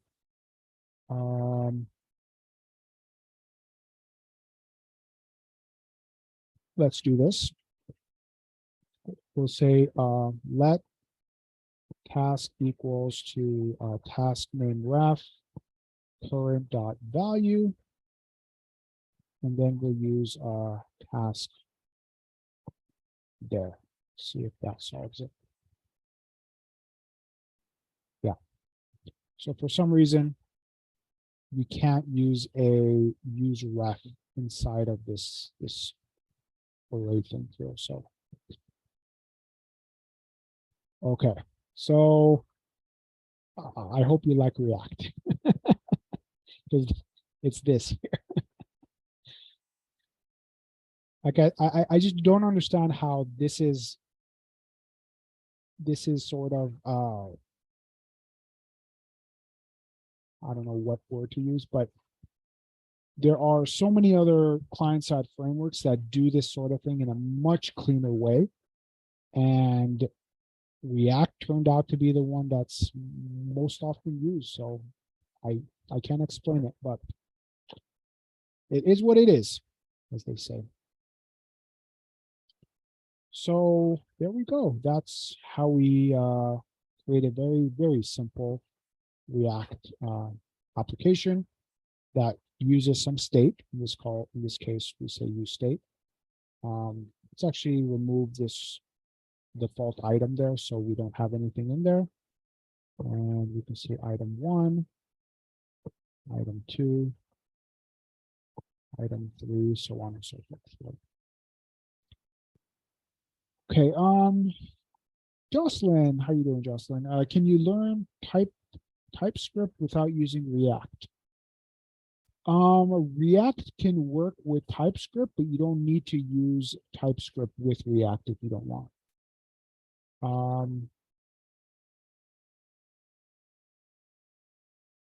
If that's your question, can you learn TypeScript without using React? TypeScript is not related to React. It's its own thing. So just because I see it a lot. Yeah. So the reason why TypeScript is its own thing. Again, it's not related to React. It's just a way to make JavaScript more secure by being able to define types, right? Because by default, with this, we don't have any kind of type, right? Where we say const task name ref, right? There is no type to this, right? The type is defined whenever we assign something to it, right? There's no type by default. So with TypeScript does is it gives you a way to define a type during development time, and then it compiles down to just plain AS. So it's just used to catch things that you may not see during dev time if you weren't able to define a specific type to things. Right, that's all it really is. It's not too hard to learn. You can learn it in a few hours. So it's not a hard thing to learn at all. But do you need TypeScript with React? No, you don't need it. Can you use TypeScript with React? Yes, you can. Okay, so yeah.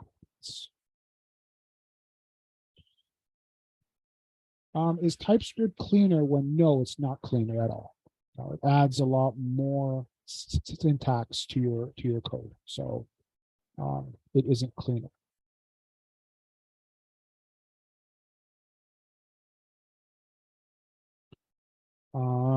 Yeah.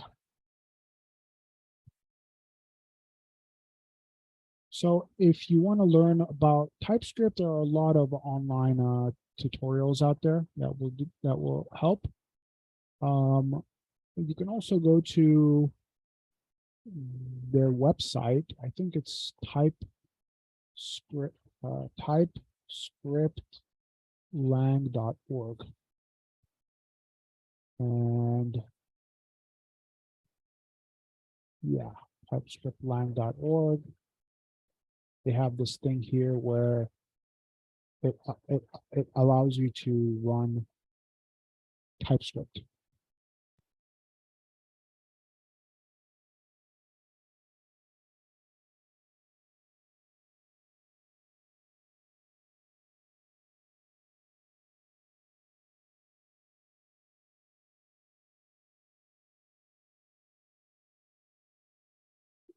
So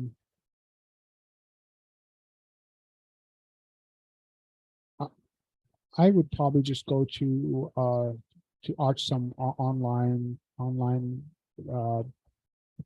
video tutorial on this. That'll probably be a lot more helpful than this page here. Trying to go through this. But just to look at it, we can see that, let me find some actual TypeScript. So,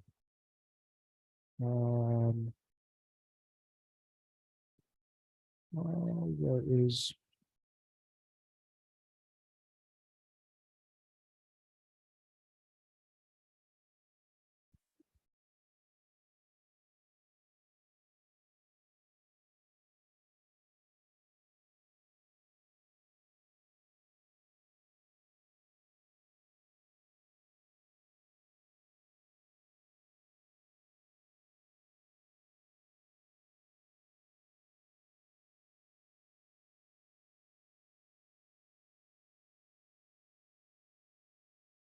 it's kind of strange. They don't have the most used thing here. I'm trying to find. All right, let me show you a little bit of it.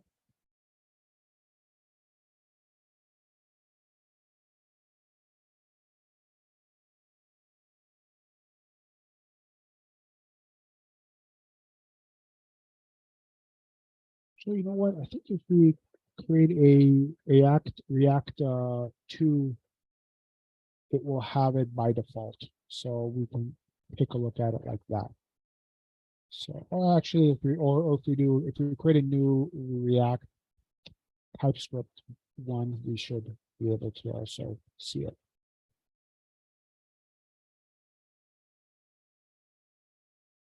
All right, so we will see some TypeScript. We see TypeScript here.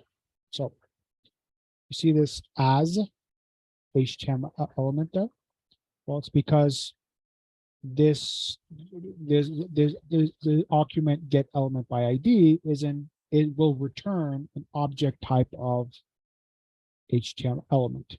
So what we're saying here is we're saying explicitly that this is a type of HTML element. Now, if this does not return an HTML element, then it's going to give you a compile time thing where it'll say that this get element by ID is not returning an HTML element, so you cannot compile it, right?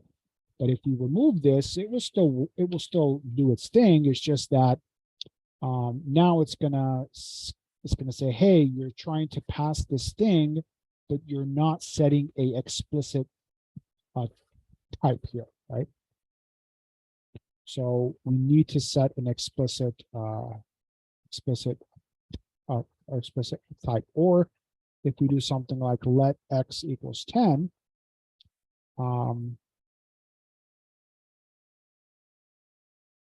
it should, well, I guess this is, let's try doing this. Yeah, so you see this? So we have let x equals 10, which is fine, because if we did not have x as a string, well, there's only one type being assigned to x. So there's no issue there. Or if you do x equals 5, that will still work. But now if you try changing x to a string, it's going to say, hey, you can't do that. Or you can have it still be okay. It's just going to say there's something going on here that you might want to check, right? You have a number and you're setting it to a string. So that's that. You can also explicitly do this. So for example, you could say we want this to be a number like that. Right, so now this is explicit, right? So again, if you do x equals test, it's going to complain. Or if we do x as a string, it's going to complain, right? Because now it's seeing that we have defined x here as a string, but we are trying to assign this value of the number 5. So that's all it really does. It'll just let you know of these things during the compile time, but it's important to understand that TypeScript is not interpreted by the client, right? The client does not know this as HTML stuff, right? It does not understand it. So it's just used for your dev environment whenever you're creating your application, is so you don't have these kind of problems where you're assigning one type to another type inadvertently, right? But once it all compiles, it'll just compile down to plain JavaScript, right? All this stuff would be removed. Okay. There's additional overhead, but that additional overhead is only during compile time, right? Once you compile your TypeScript to plain JS, that's gone, right? So there's no slowdown after that point. It's just that extra step there during the pivot part where you're actually creating your application. So yeah, there is some extra stuff going on there, but that doesn't apply on the client once it's all done, Right. Yep, that's right. That's right. All right. We are at 8:34, way past 8 o'clock. Thank you for joining. We'll be back. We'll be back next Wednesday. So if you have questions on your final, feel free to join, or if you want to see what your other classmates have done, you can join to see that as well. And that is it. Hope everyone has a great night and a great week. Thank you, Marco. On Fridays for questions, yes. So I will have my office hours on this Friday as well as next Friday as well. So on December 9th and December 16th. Can I monitor the discussion? I do monitor the discussion during the week. However, I usually, if I can, I will on Saturdays and Sundays, but not 100%. So if you do have a question and you do put it on a Saturday or a Sunday, I may not see it. So until the week starts. So if you do have any questions, make sure to put them in the discussion as soon as you can. Avoid Saturdays and Sundays if you want a quick response. What did you think of those hosting sites? I found the one that you posted Okay. first good. What was it called? Sactec.sh? Hectic. Not that one. It was the one before that. You put, Render? yeah, that one. It seemed Yeah. like Sactec was a little bit faster than Render. Oh, it was. Okay. Render took a while. That's that to know. That's good to know. But yeah, I will be using at least under those 3 for my class. So I do need a free version to host Node application. So yeah, I will be using that. Thanks for that. Thanks for that information. All right. Any other questions? I will share this with the class if you want. And that's it.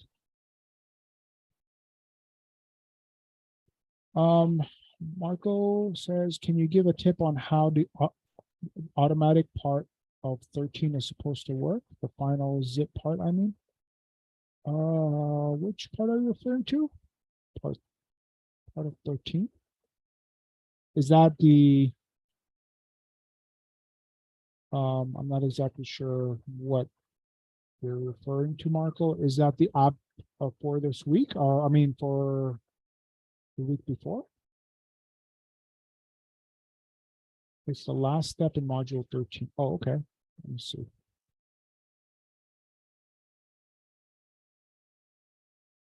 Oh, the last step in module, the zip code part. Okay. Yeah. I will give you a hint on that.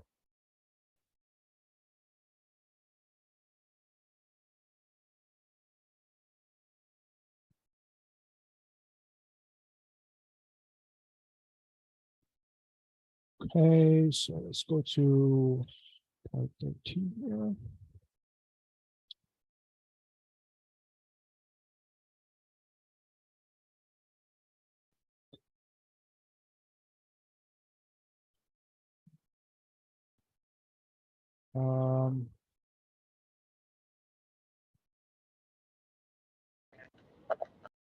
What was this about again? I'm sorry.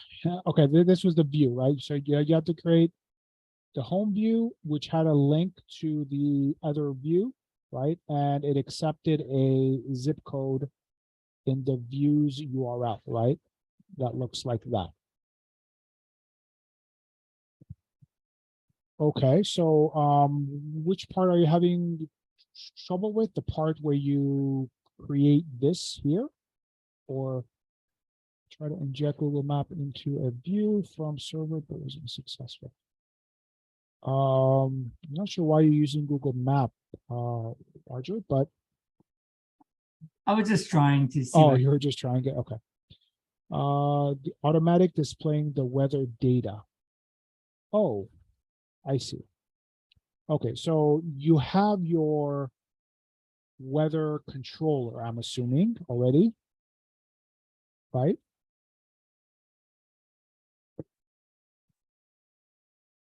Okay, so you have your other controller. So let's do this. Let's see here. Give me 1 second. Let me get some information here.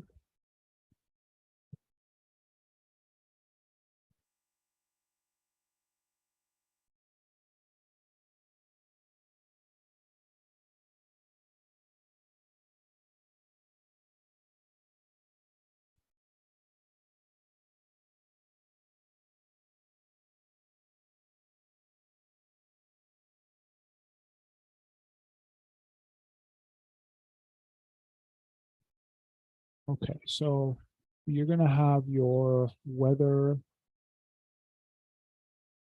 controller. So let's just say we want to call that weather controller .js, and you're gonna have your controller here. Let's do this.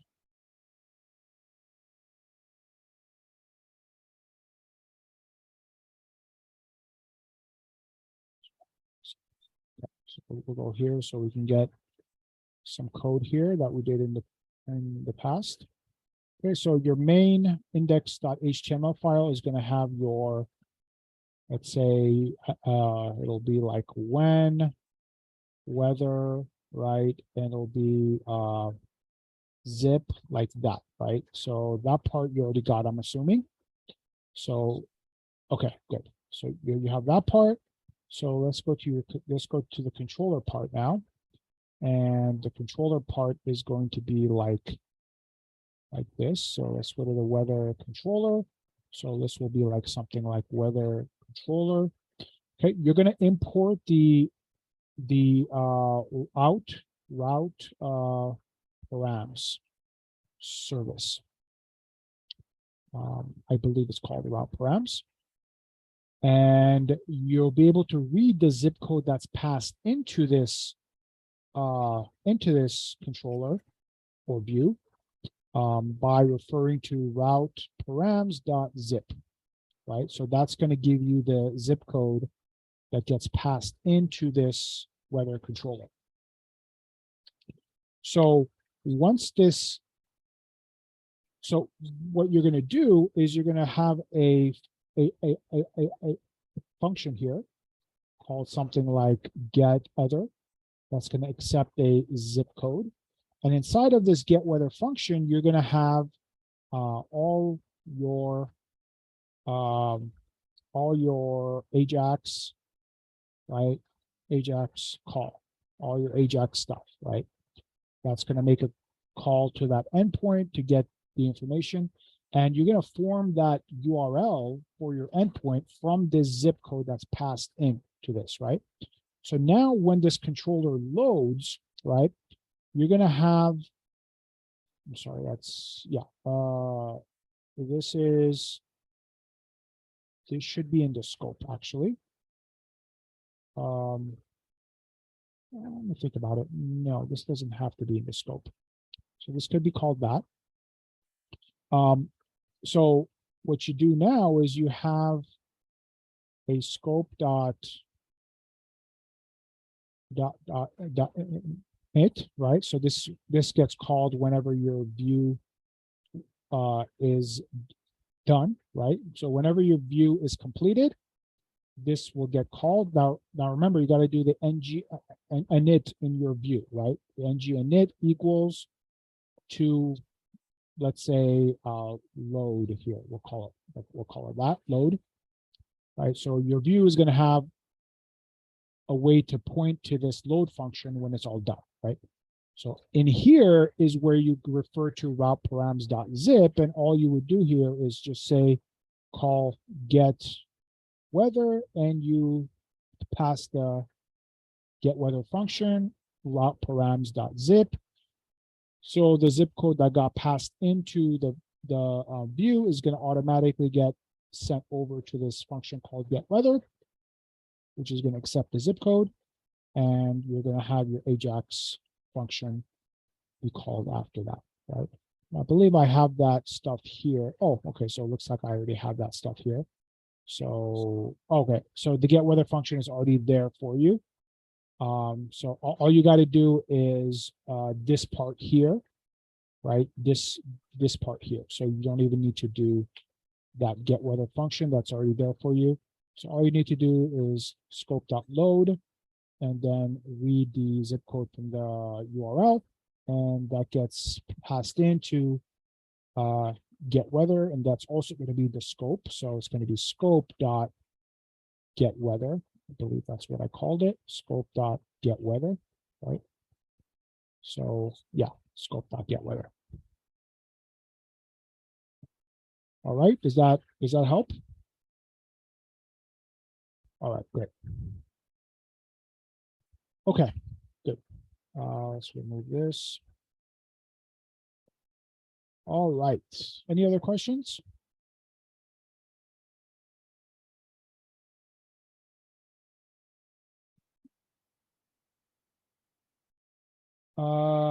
Might have deleted that scope get weather actually, which it's, oh, that may be why it wasn't.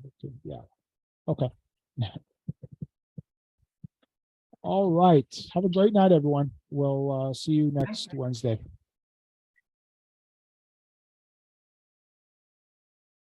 Thank you, thank you.